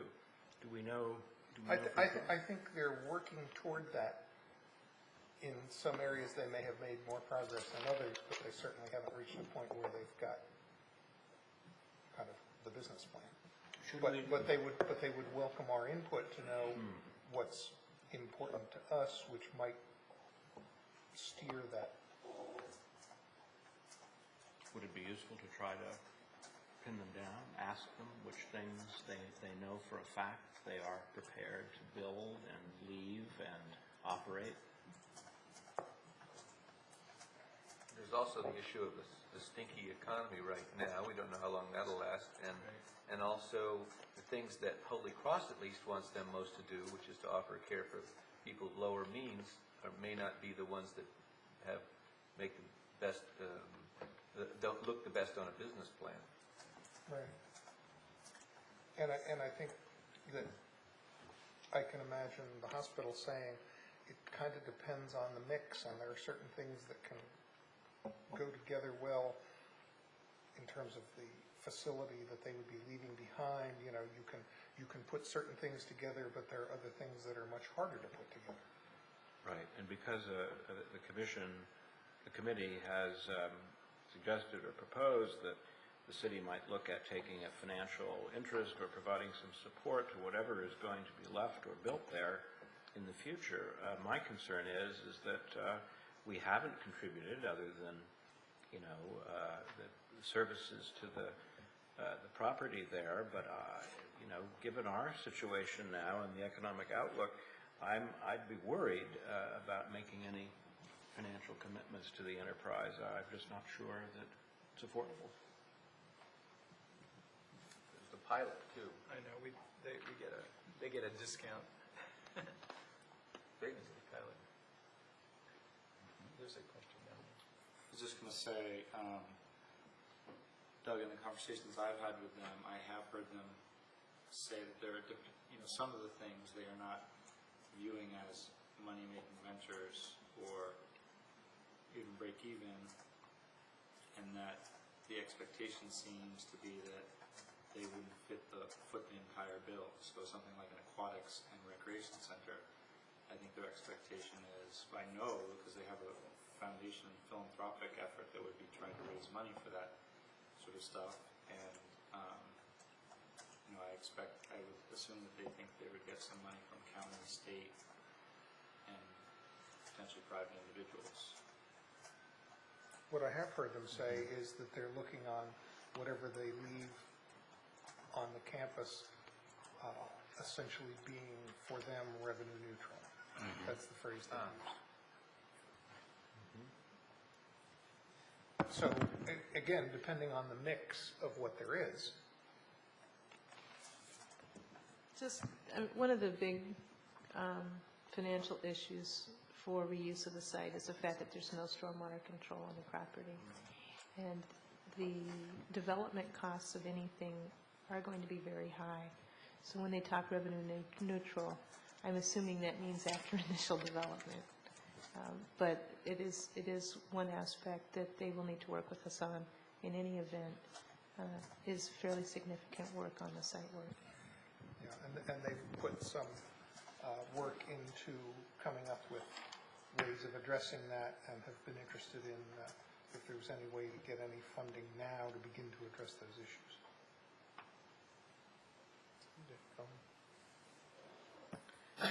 So is this the point where we're expressing what we want on the site, or is it sort of happening? Because Unless Sue had something else, yes. I have lots of more specific questions, and I haven't once gotten answered any of the specifics, but they've all been very interesting general questions. But I'll chime in once you're finished. So I have a bunch of different philosophical things that cross over this, and one of them is that, you know, I have a real problem telling the Adventists what they can and can't do with their business. Now, as a city, I think we have a lot of controls over property, and as long as we apply those equally, I'm comfortable with that, but I'm not really comfortable, you know, dictating to the local church what they're going to do.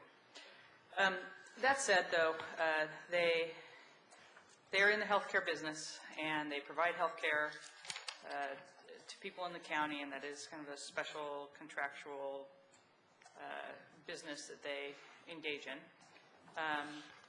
And I do feel comfortable saying that in order to get either support for us or for us not to, you know, actively oppose the move of the hospital, that we have an expectation that a certain level of healthcare services would be provided to this community, even within the city boundaries. You know, when the hospital was getting ready to move, I talked to a lot of people who didn't have a stake in the fight, that said essentially financially, they can't really survive in their configuration. The split campus doesn't work for different reasons. And so, I don't want to hold them hostage to Tacoma Park until they go out of business, because it doesn't really help us either. So I think we should pick out the things that we can reasonably say that we would like to have a service level that remains here. And I know people are interested in like the birthing clinic, and there are some other things that might, match with that. And I would love to see those things. But at the core, I think the idea that we would require them to install more assisted living or put in a research facility that isn't there now, I just don't think that's I don't feel like that's a reasonable ask. So, but I do think, if we decided it was urgent care, if we decided it was a level above urgent care? Integrated care. Kind of a mini emergency department. What I think they were talking about doing at Flower and Arliss seemed. But that's not, seems to be off the table. Right, but the structure of what they were talking about, where they had doctor's offices and they had kind of an emergency center there. And some beds, for overnight and. Yeah, and maybe more, but that's what I'm comfortable with. I really feel like our best shot, as Suzanne said, on some of the land use issues is if they change the designation from anything other than a hospital. If it's not a hospital, the land is zoned for housing. And at the point at which they want to do anything with it, but besides have a hospital, that's where we have a real entree into the process. And I hope by that point, the Land Use Committee has figured out what our public really wants. One of the things that really disappointed me in this is that when I first was elected to be a council person, I went and talked to Jerry Stocks, and I said, I think it's going to be really important that as the hospital transitions, that we have an open process where we talk to the community about what the reuse would be like if the hospital moves. And, oh, yes, we'll do that. I was really unhappy when they hired the Dynamis group, and they went out, and conducted their little things in secret, and so nobody knew what anyone else was saying, and then they came up with this plan that's supposedly what everybody in Tacoma Park wants, but I don't have any confidence in that because it wasn't really an open process, and so I can't take what they've given me and feel confident like this is really what Tacoma Park wants. And the other problem that I have with that is it's also like, if I take my kid into the candy store and I say, which pieces of candy do you want? Well, they want all of it, but if I tell them they have $5 and they can buy certain pieces, Piper will prioritize the chocolate. And so there's no prioritization to any of this or any concept of what they would want given what money is available and how much the city of Tacoma Park would put into it. This last thing I'm going to say is that given the structure of the economics of how cities and counties and states are funded in the state of Maryland, I would not support the city expending money to fund the urgent care, hospital services. Those are social services. There's no way for the city to recoup any of the money that we would spend on that. We don't have a tax base that's structured for it. It would be incredibly expensive, and much of the benefit of the provision of those services would not accrue to people who live in Tacoma Park.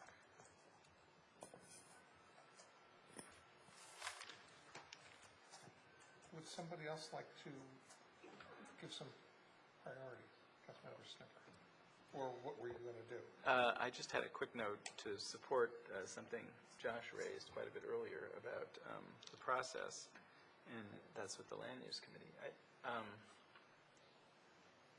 I think if we set out a list of priorities and then try to hold them to it in some agreement, we'll run into the problem that 3 or 4 or 5 years from now, when they actually start building it, the situation will be so different that they'll want to argue, well, we can't build X, but we can build Y, and then we have to come back and revisit it.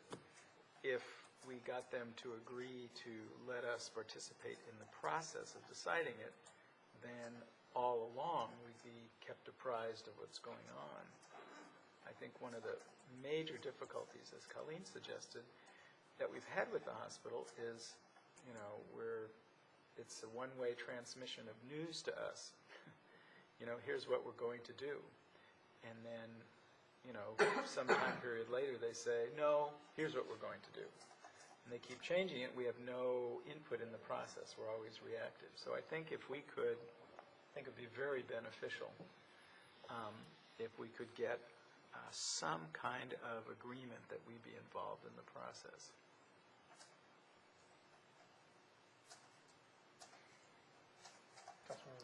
I just wanted to add a little bit to what Colleen was saying, in that I think there's sort of things we can express.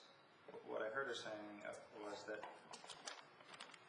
we don't want to tell them too much about what should be on the site, but at the same time, for example, whether they should have clinical trial beds, that's probably a decision more about whether they're going to be able to make money at it. I think that's like one of the things in here that's a moneymaker. But there may be things on this list that we would specifically say we don't want, or that we're okay with, or not okay with.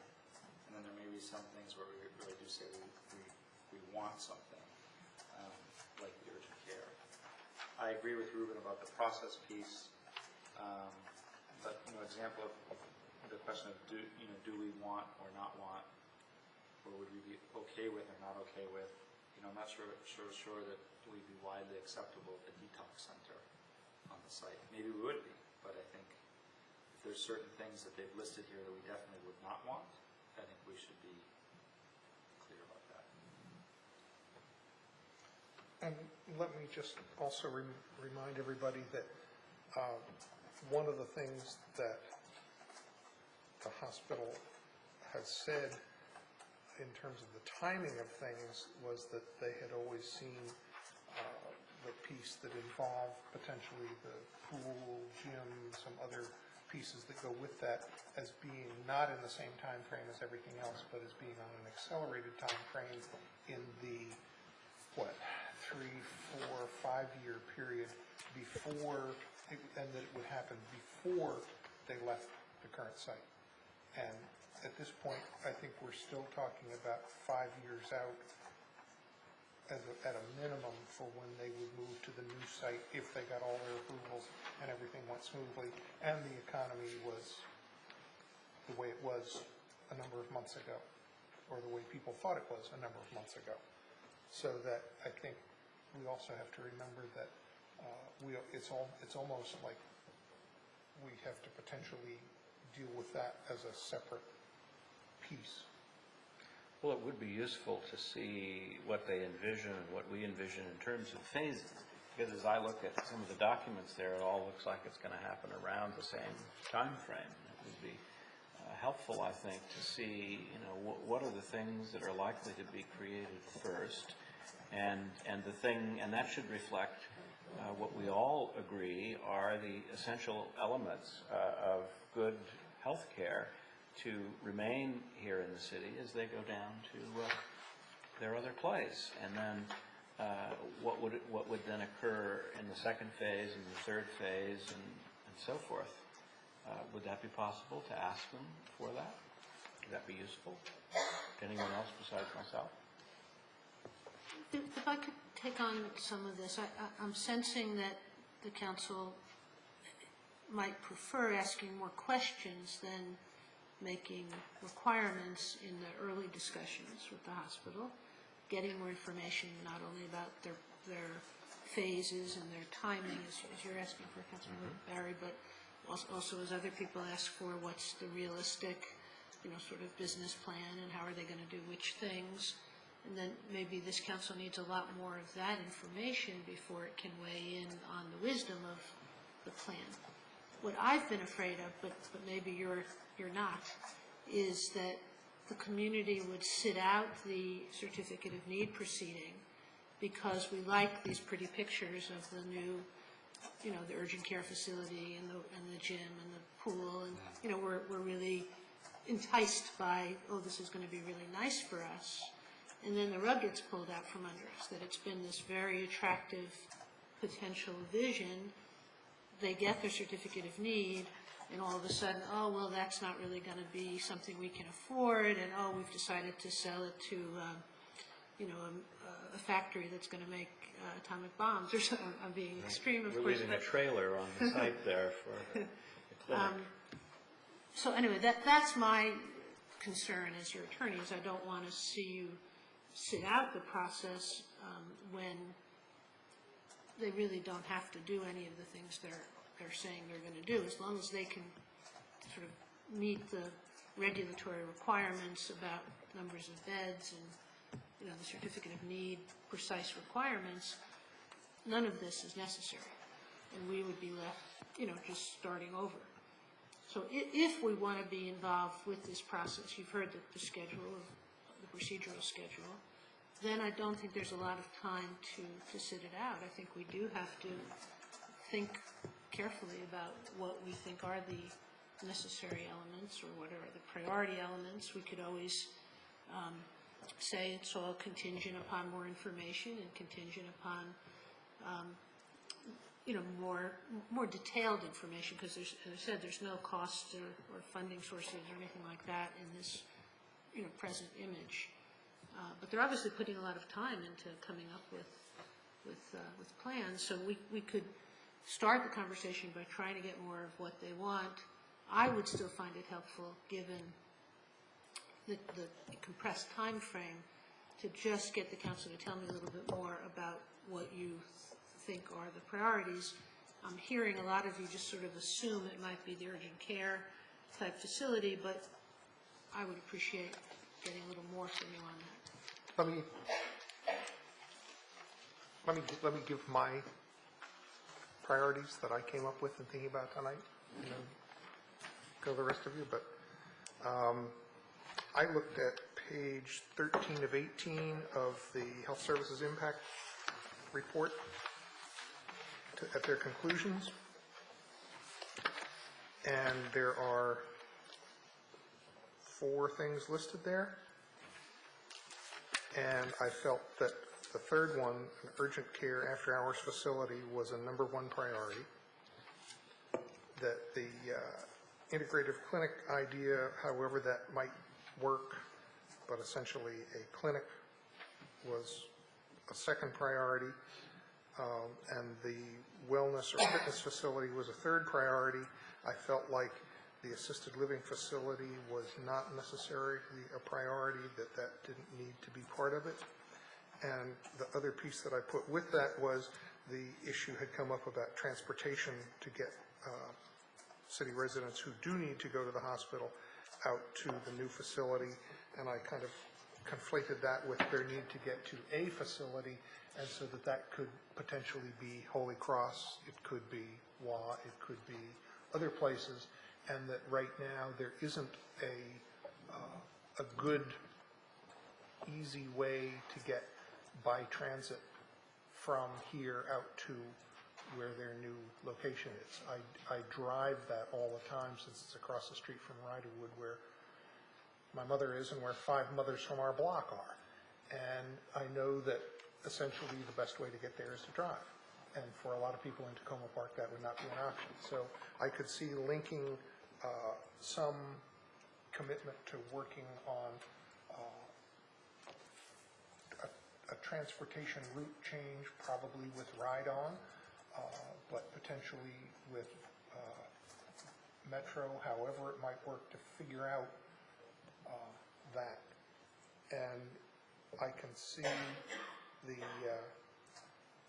wellness or fitness facility, as I said, being an earlier time frame and in some ways removed from and able to be more defined than the rest of those pieces. On a lot of the healthcare stuff, I feel like we don't, it's hard to get really specific because you just don't know how those pieces go together, and it's kind of beyond our expertise in certain ways, but that saying that the urgent care and clinic ideas are things that I think we feel important for the segment of our population that was identified in the Health Services Impact Committee's report as needing the facilities here.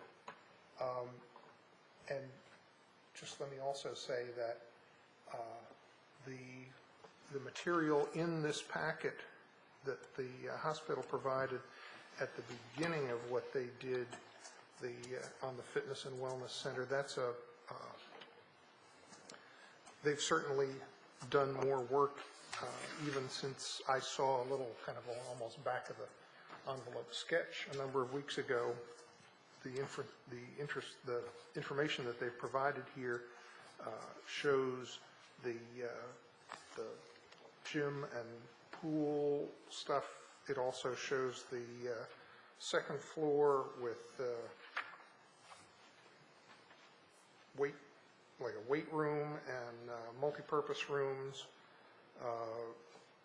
That one's getting pretty specific as to what they might be able to do, and I think it would be worthwhile us providing some specific comments about what they're envisioning there, since that could potentially move along pretty quickly. I also see a climbing wall in it.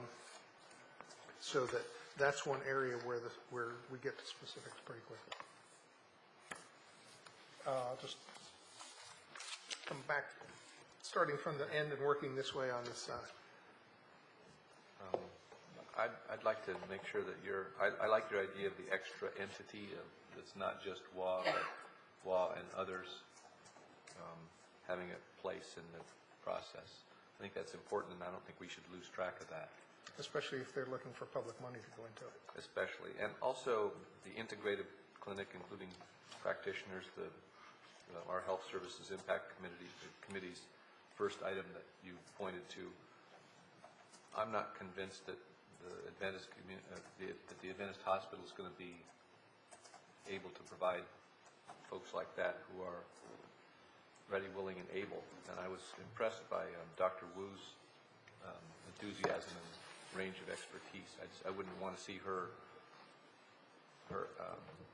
talents ignored or not put into the mix. But having been to Sibley recently and to Adventist both in their ER departments, I saw in Sibley that they're really moving towards a different kind of organizing their emergency room, and they have different tracks, and folks who really need stitches or what have you are in one track, and folks who have less urgent issues are in another track. And I would assume that would be where hospitals are going, so that they can adequately address the flow. Could be a big flow of folks coming in. That's how the new reconfigured emergency department works, just exactly as you outlined. At Adventist? Currently, yeah. Well, we were there. We were there too, and we didn't hear about the two tracks. But well, maybe that's good. I'm sure that's a modern thing. I would like to make sure that which is a combination of urgent care and primary care, that would be my first priority. I agree with Bruce on that one. But more than just urgent care, rather urgent care system or urgent and primary care system, which is, I think, where hospitals are going right now. The wellness and fitness doesn't rise highest for me, but it seems like it's in a different world. And I really like your idea of the transportation, and that might be a way to get Holy Cross and others in on the planning, or get them over. If they see that they're one of the destinations, that might be of value to them. And like you, the assisted living, doesn't ring my bell. I mean, I'm sure it's important. For the core things, it's that primary and urgent, and the integrative clinic. Councilmember Snipper? Yes. I actually like the 4-set that they have here, plus your addition, which I think is a pretty inspired addition, frankly. And the reason I like all 4 is that the first 2 have the potential to be money makers. That is, the Wellness and Fitness Center in other cities that I've been in contact with have been very successful financially. And the kind of integrative clinic, however that actually got worked out, has the possibility also, because it would attract other kinds of folks from the city of Tacoma Park. The urgent care and that sort of facility is going to be hard to make revenue neutral because of the level of uncompensated care. And I actually think an assisted living facility would be very beneficial to the elderly folks in our community. So I agree with the committee's suggestion for putting this package together. And I think with the addition of the transportation arrangements kind of thing is a terrific idea, because that will allow folks who aren't near, I happen to be within walking distance to the facility, but lots of folks aren't, having a bit of a transportation orientation of how to get people there and to other places where they need to go, integrate it with the bus system and so on, is a really, and to do it right when you're designing it, I think is a great idea, that you design it with that in mind, transportation in mind. So you get out of the mindset that we're going to have a huge parking garage, for example. You just think about how we're going to do transportation for these kinds of services. So I actually like this package because I think financially it has a possibility of flying. I also agree, Mayor, with your top four proposals. I would like to add a couple of additional ones for them to think about and respond to us. And one would be more of a focus on preventive medicine, which I really don't see much of in their proposal. And by this, I mean more emphasis on education, particularly of the at-risk population. And the hospital knows this population better than anybody because they've been intimately involved in serving them for the last 20 or more years. I'm speaking specifically about the Langley Park and northeast Tacoma Park area. And this population needs information on nutrition, on lifestyles, on health screening, none of which they're getting a whole lot of now. And none of which they get unless they come to the physical plant itself, which they usually only do in case of emergency. The other thing that I'd like them to respond to, they have a mobile clinic that runs around the area, and Mr. Stocks even mentioned that when he addressed us a number of months ago, saying that based on a study they were doing about the different disease patterns within this community, especially the lower income people, that they would be considering making greater use of that mobile unit. Well, where is it, and what's it doing, and is that something that they could leave in place in addition to the physical plant? I agree with Mayor and others about transportation being an issue. Many of the doctors, the primary physicians, and the specialists will presumably be moving north with the entire hospital. And I would hate to think that a lot of these people who cannot afford taxis and don't have cars of their own are going to be sitting there waiting for the K6 on a cold and blustery day to take them to appointments with their primary care physicians and their specialists at the hospital, which has moved away from them. So to the extent that they could have vans that could shuttle people back and forth in a way that would be respectful to them and comfortable, I think that would be an important piece of this. The other part of it is wellness and fitness is great, but I would like to see a much more specific plan from them about how they would go about this. Do they have expressions of interest from the county and others for partnering with them on this? And if they don't have expressions of interest, then can we ask them to get them? Otherwise, it's just pie in the sky. It's a wonderful idea, but it's got to have a little bit more meat on the bones. And then finally, I'd like to see a little more specificity as far as the plans and phases of whichever 4 of these, or 5 or 6, or however many there are, and then to emphasize again, no city money is likely to be forthcoming for any of this. We might be able to partner in something modest, some part of this proposed and future wellness and fitness facility, but we would be a very minor partner in that, because that's all we can afford. And if I can just add one other thing that I remembered as I flipped to another page, what the hospital talks about in their vision and lists under their amenities category is cafeteria and restaurant, and we have to remember that the kitchen facilities that they have there now are a major commercial kitchen, and that it would be a shame to kind of have that somehow go away when I think there are a lot of opportunities for keeping that facility, and there have been ideas about potential linkages for using that kitchen for things like linking up with the farmers markets in the area don't have a value-added kitchen. There were some ideas floated with the county about potentially linking it up with the people who might farm in the ag reserve where they don't have enough people to farm it in the county, and kind of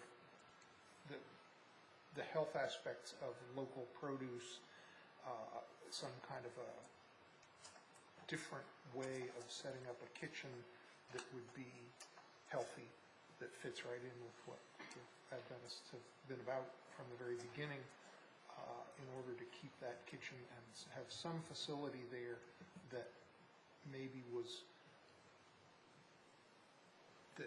that was usable by the people who are at that campus for whatever ends up being there, but also has kind of a twin focus of looking outward to the community and being much more of a community resource that people in the area would go to for particular reasons, and it fits right in with what the hospital has said that they've envisioned for this village of wellness or whatever it is that they call it.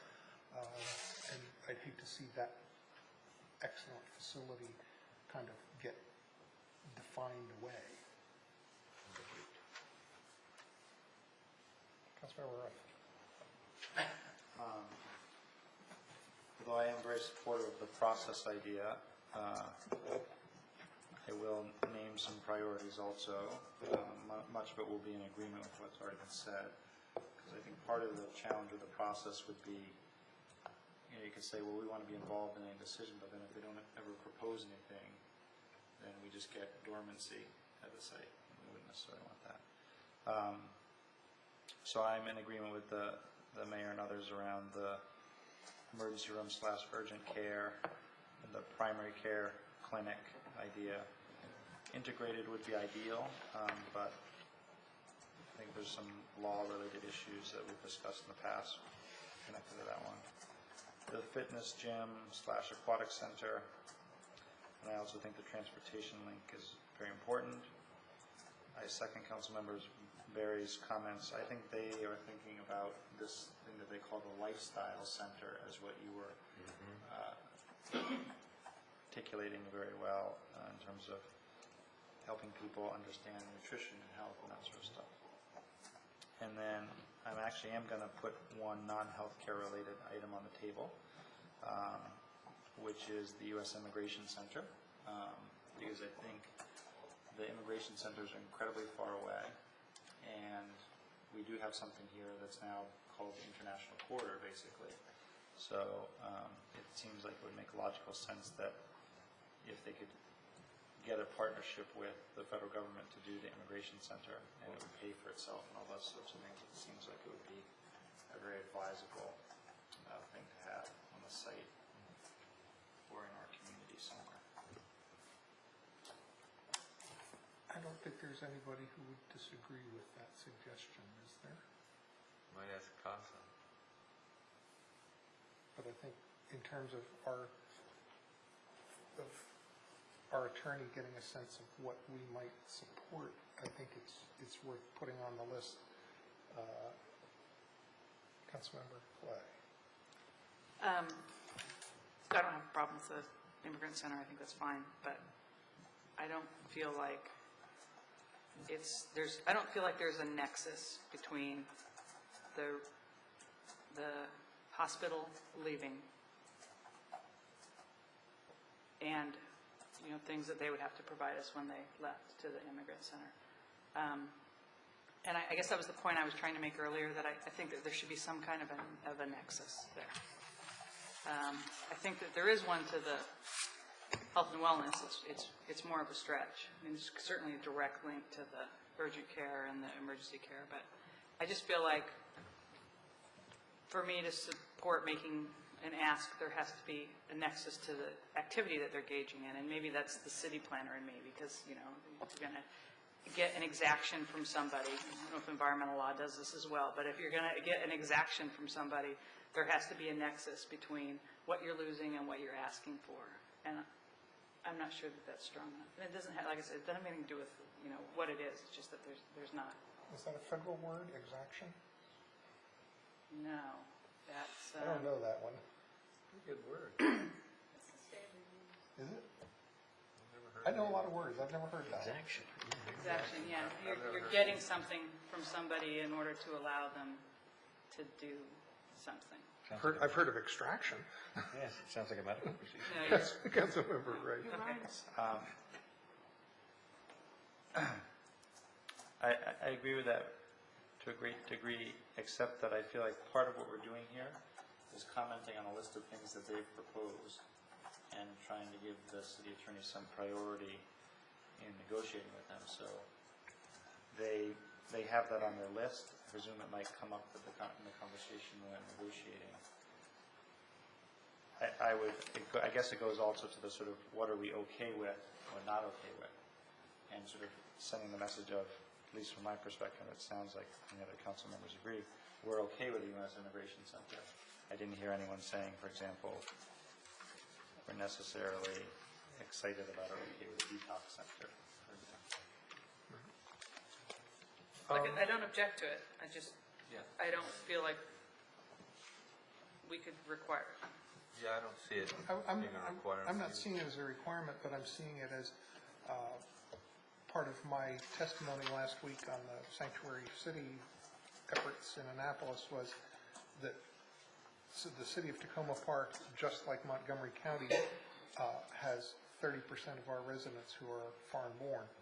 And we know that we're a more diverse community all the time, and that given the distance for those kinds of services, it seemed like it was kind of consistent with what's going on here, and therefore fits in a broader sense. But I can understand Councilmember Clay's sense that in that tighter healthcare nexus, it's not as tight a fit.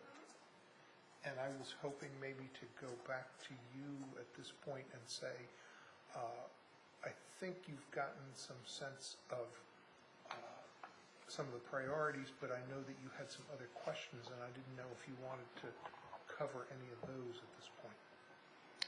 I guess I'd like to ask you all, I think it was Councilmember Clay's earlier question about how do we say we want a commitment for a certain amount of time, or is it open-ended? Do you have any sense of, let's say the thing that you mostly had a strong majority for was the urgent care. Is that should be a permanent feature of the site, or is it only for a certain number of years, or more that if they would modify that at some point, they'd have to come to us? Well, the hospital has been there for, what, over 100 years, right? Yes. So I would think that whatever will replace the hospital should be there for at least that length of time. I mean, perpetuity seems to be beyond anyone's comprehension, but 99 years, 100 years, I don't think that's unreasonable. Maybe this gets back to a process component to the MOA, in that if it's going to be something different, we have to reach agreement that that's okay and what the different is. Yeah, because I can, one way I thought of answering the question was, I can see us insisting that some things go there, but we would also have to recognize that just as circumstances have changed, they're going to continue to change, and that if we were to say something has to be there in perpetuity or some extremely long range of time, that's potentially unrealistic, but I almost look on it as if they were to make an investment in some things that they would need to, that it would make no sense to make the investment and then close it down immediately. But I don't know what that period of time is when you begin to reassess. My reaction in 99 years was, it's impossible to say, but I could see, I guess, as I think about it, I think in terms of generations, and I could see seeing a commitment from them for a generation, 20, 30 years, and recognizing that beyond that, no one who was here talking about this will necessarily be around and be in a position to do anything about it at that point in time, but it seems like a reasonable time frame to commit to. You could say reviewable every 10 years, based, and in however you would frame that, based on economic circumstances and others, we will look at this and determine the way forward. Realizing that if such changes in healthcare were to occur and in medical science that allowed us to live for 200 years with none of the maladies that beset us now, maybe there would be no need for that part of the physical structure, and we wouldn't want to hold them to a deal when in fact you have a ghost town sitting over there with absolutely no traffic. That wouldn't be reasonable. So if it were reviewable based on a certain set of criteria, then I think we could go the 99 years or perpetuity. And I think the supposed process that has been in place for the hospital is that they were supposed to come up with a kind of a new or revised master plan about every 10 years. Yes. And the time frame for cities supposedly in reviewing master plans is about the same time frame. So that whatever we say, we need to recognize that about every 10 years, people are going to be assumed to be reviewing what they've done and making adjustments. But in terms of that being the time frame where we would say, there's a commitment to keep it there, that is 10 years is too short. But there are going to be changes. If I could make a suggestion, just an idea that came to me, would be some combination of what both of you were saying, but also the procedural thing that would, the standard, I think, would be unless there's a substitute that would handle the same similar healthcare needs for the community. So clearly they could close the facility down if they're building another one or someone else is building another one, but they'd have to show that those needs are going to be met. And that would be part of that review process that would be in some way a public process.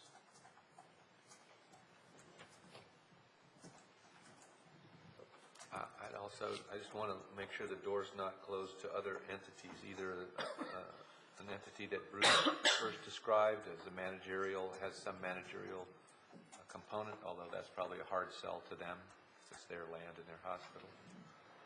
But if they're looking for partners and public money. Yeah, and the other would be to not close the door to independent or local businesses who might, in the case of, like Joanne Wu or one of many other people who might want to rent space there and so forth. Councilmember, if you look at the plan they have in front of us, it includes a lot of space for tenants.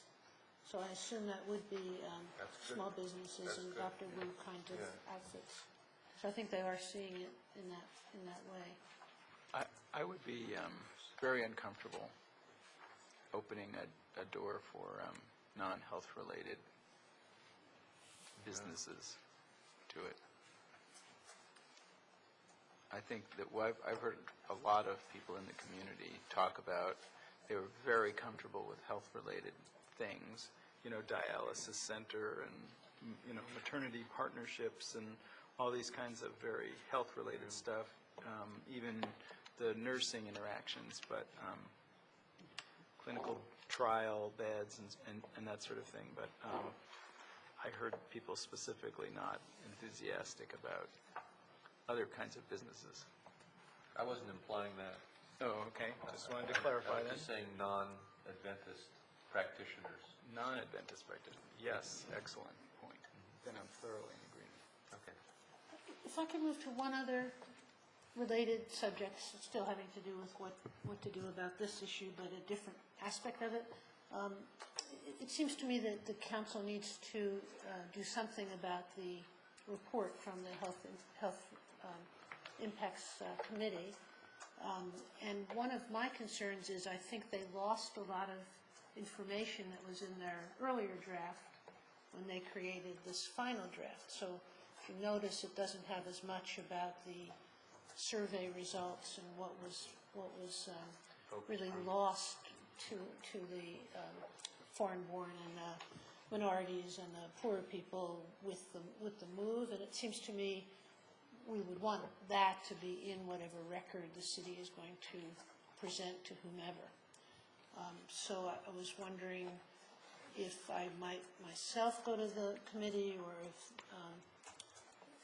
the city manager and her staff would, to try to maybe integrate the two reports a little bit better. And then also, or the resolution of adopting the report might refer to the earlier report as well as the later report. Nobody would have to rewrite anything. We could just use both reports. And I think I would think that the council might want to go on record about the issue of expecting the city to financially subsidize any of these projects, because my sense of each of you who have spoken to that, there seems to be a strong feeling that that's not the same image that all of you have. Yeah, I certainly agree with both of those. Both having the earlier draft be a part of the package, and then also the issue of not particularly supportive of like some explicit. Yeah, I agree too. Yeah, and I think in terms of the city, the best sense of a city commitment in terms of contributions of money, I agree that we're the entity involved in this who is least able to come up with dollars, but what we are able to come up with is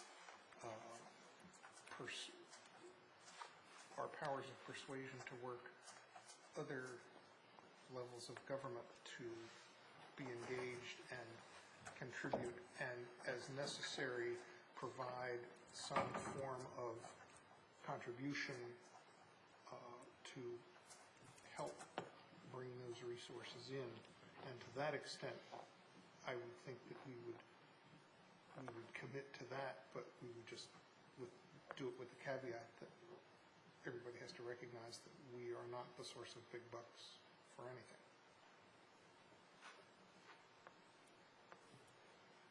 Did you have other? Can I ask a question? The city has taken out bonds to access cheaper financing. Yes.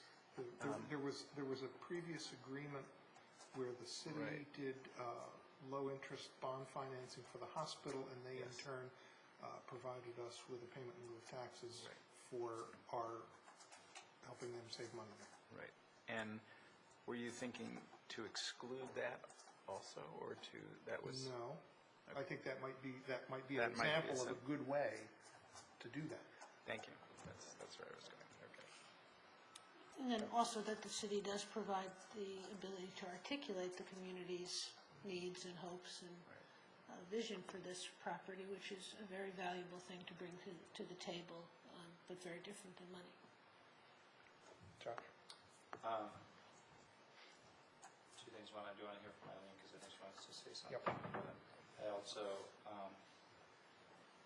want to be clear in terms of giving the city attorney direction. Are we saying that we won't entertain any sort of development at the site for revenue generation? Because one of the things they may come back to us and say is,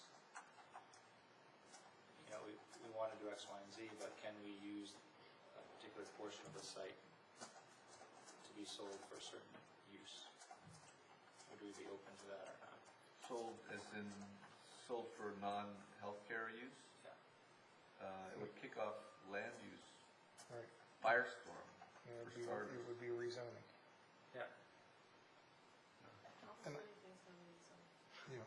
That's probably true, too. And I guess my best answer on that would be, depends on what it is, depends on the context, on what else is there. Make a proposal to them. You know, never say never until you see what they propose.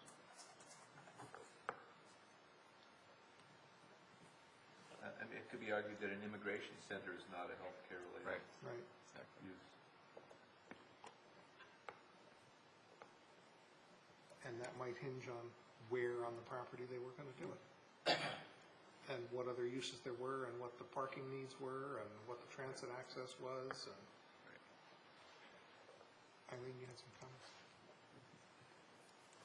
Yeah, I just wanted to make, really just kind of to underscore something Sue said at the beginning, which is, I'm no expert in the Certificate of Need program, but the committee, the Land Use Committee did have a representative from the Maryland Healthcare Commission, which administers the Certificate of Need program, come and make a several-hour presentation to us in question and answer period. And, you know, Tacoma Park is really good at pushing the envelope, and that's what it's all about. And so, I mean, on the one hand, I do like the idea of imposing conditions on the Certificate of Need that relate to the site that was leaving. But my reaction when I heard the presentation from the state folks was that the Certificate of Need process is really focused on where the institution wants to go and what they want to do there. And the activities that we're talking about leaving in Tacoma Park do not require their own independent certificates of need. They'd really just be ancillary conditions kind of stuck onto the new Certificate of Need. And as I think the city attorney said very clearly, this is not the kind of situation that the state sees. It's not what they're comfortable with. It's not what they're used to. It's not like any kinds of conditions. We were sort of tossing this around in the meeting, and the state guys sort of go, I guess you could, but we never do, never thought of that. It would clearly be outside their usual and accustomed way of doing business, and that's not necessarily bad, but it doesn't give me a lot of confidence about the future enforceability. It seems like something that we'd really want to explore because it's outside their comfort zone, outside of what's really important to them, outside of the criteria that they use in assessing a Certificate of Need, which are very, actually, they're not that many, and they're fairly straightforward, and they don't relate to the kinds of things we're looking at. I am concerned that even if we got conditions incorporated, that the minute law wanted to modify them, because the state doesn't really have a stake in generally enforcing those kinds of conditions, and they're really very peripheral to what they see their Certificate of Need program being. They might not be peripheral to us, but they're peripheral to the state and its concerns, that it would, if a need for enforcement ever arose, it would not be a very high priority for the state to enforce. And while it's attractive to say it wouldn't be our responsibility to enforce, I think it's an area that we would want to explore about what the commitment of the state to enforce would be. I mean, I am concerned that it would be possible that we'd have a really long list of great sounding conditions that the state would never ever want to spend its time and energy to enforce, if it ever came to that. I see this process as essentially coming down to what we can get agreement with Adventist Healthcare on and get everybody to sign off on as our condition of support for the Certificate of Need, and it would be up to us to enforce in the future. And I can see it being the smoking gun that everybody was always looking for in the Metro discussion, in Montgomery College discussions. Everybody's going, but there was all this talk. Yeah, Piney Branch. There's all this discussion, and there has to be something in the record. And let's go, find it. Let's go look in the boxes of documents. Does the other organization have a copy of this? this was talked about so much that there has to be some agreement. Where is it? And nobody ever found it.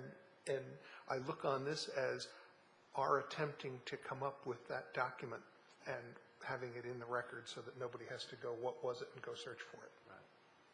Councilmember Clay. Well, I agree with Eileen. That's the point I was kind of trying to make about the nexus, is that in other planning cases that I'm familiar with, which are land use based, that when the courts came in and looked at agreements that had been made, or where a public entity had required something from a business or a landowner in exchange for the right to do something on their property, that when it was examined later by the court, if there wasn't a relationship, a specific relationship between what you asked for from them in exchange for what you gave them, then they find the agreement wasn't a valid agreement.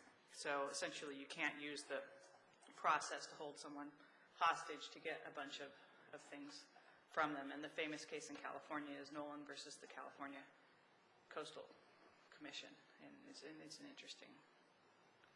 Who against the California? Nolan versus the California Coastal Commission. The California Coastal Commission required an access way, essentially, for people to build a second story onto their house, and there had to be a relationship between what they were asking and what they got back. But back to your point, yeah, I think ultimately we want to make sure that it's enforceable and how we're going to do that. It's just another consideration. If we're looking for a vehicle, we're looking for a way for the city to make a statement about what it needs, wants, and expects. And I guess I'm just saying there are pros and cons to doing it through the Certificate of Need program. I mean, it's what's on the table right now. It's what they need to go forward with the next stage. So, it's a good opportunity. On the other hand, it might not be that good of a fit. I personally have some reservations, but just something I think we ought to. And I think that's helpful, and we should probably look at different ways of thinking about this. For example, the idea of a bond, that would be a real consideration for something that we do. There may be some other ways we can build in contractual quid pro quos for this. I agree that it shouldn't all be based on the commission enforcing it. I think you're right that we have to make sure that it's enforceable in other ways by us. Other comments? Other needs from you before we finish? No, Do you have what you need for the moment? I'm good for the moment. Thank you. Good. Thank you all. We're adjourned. Thank you.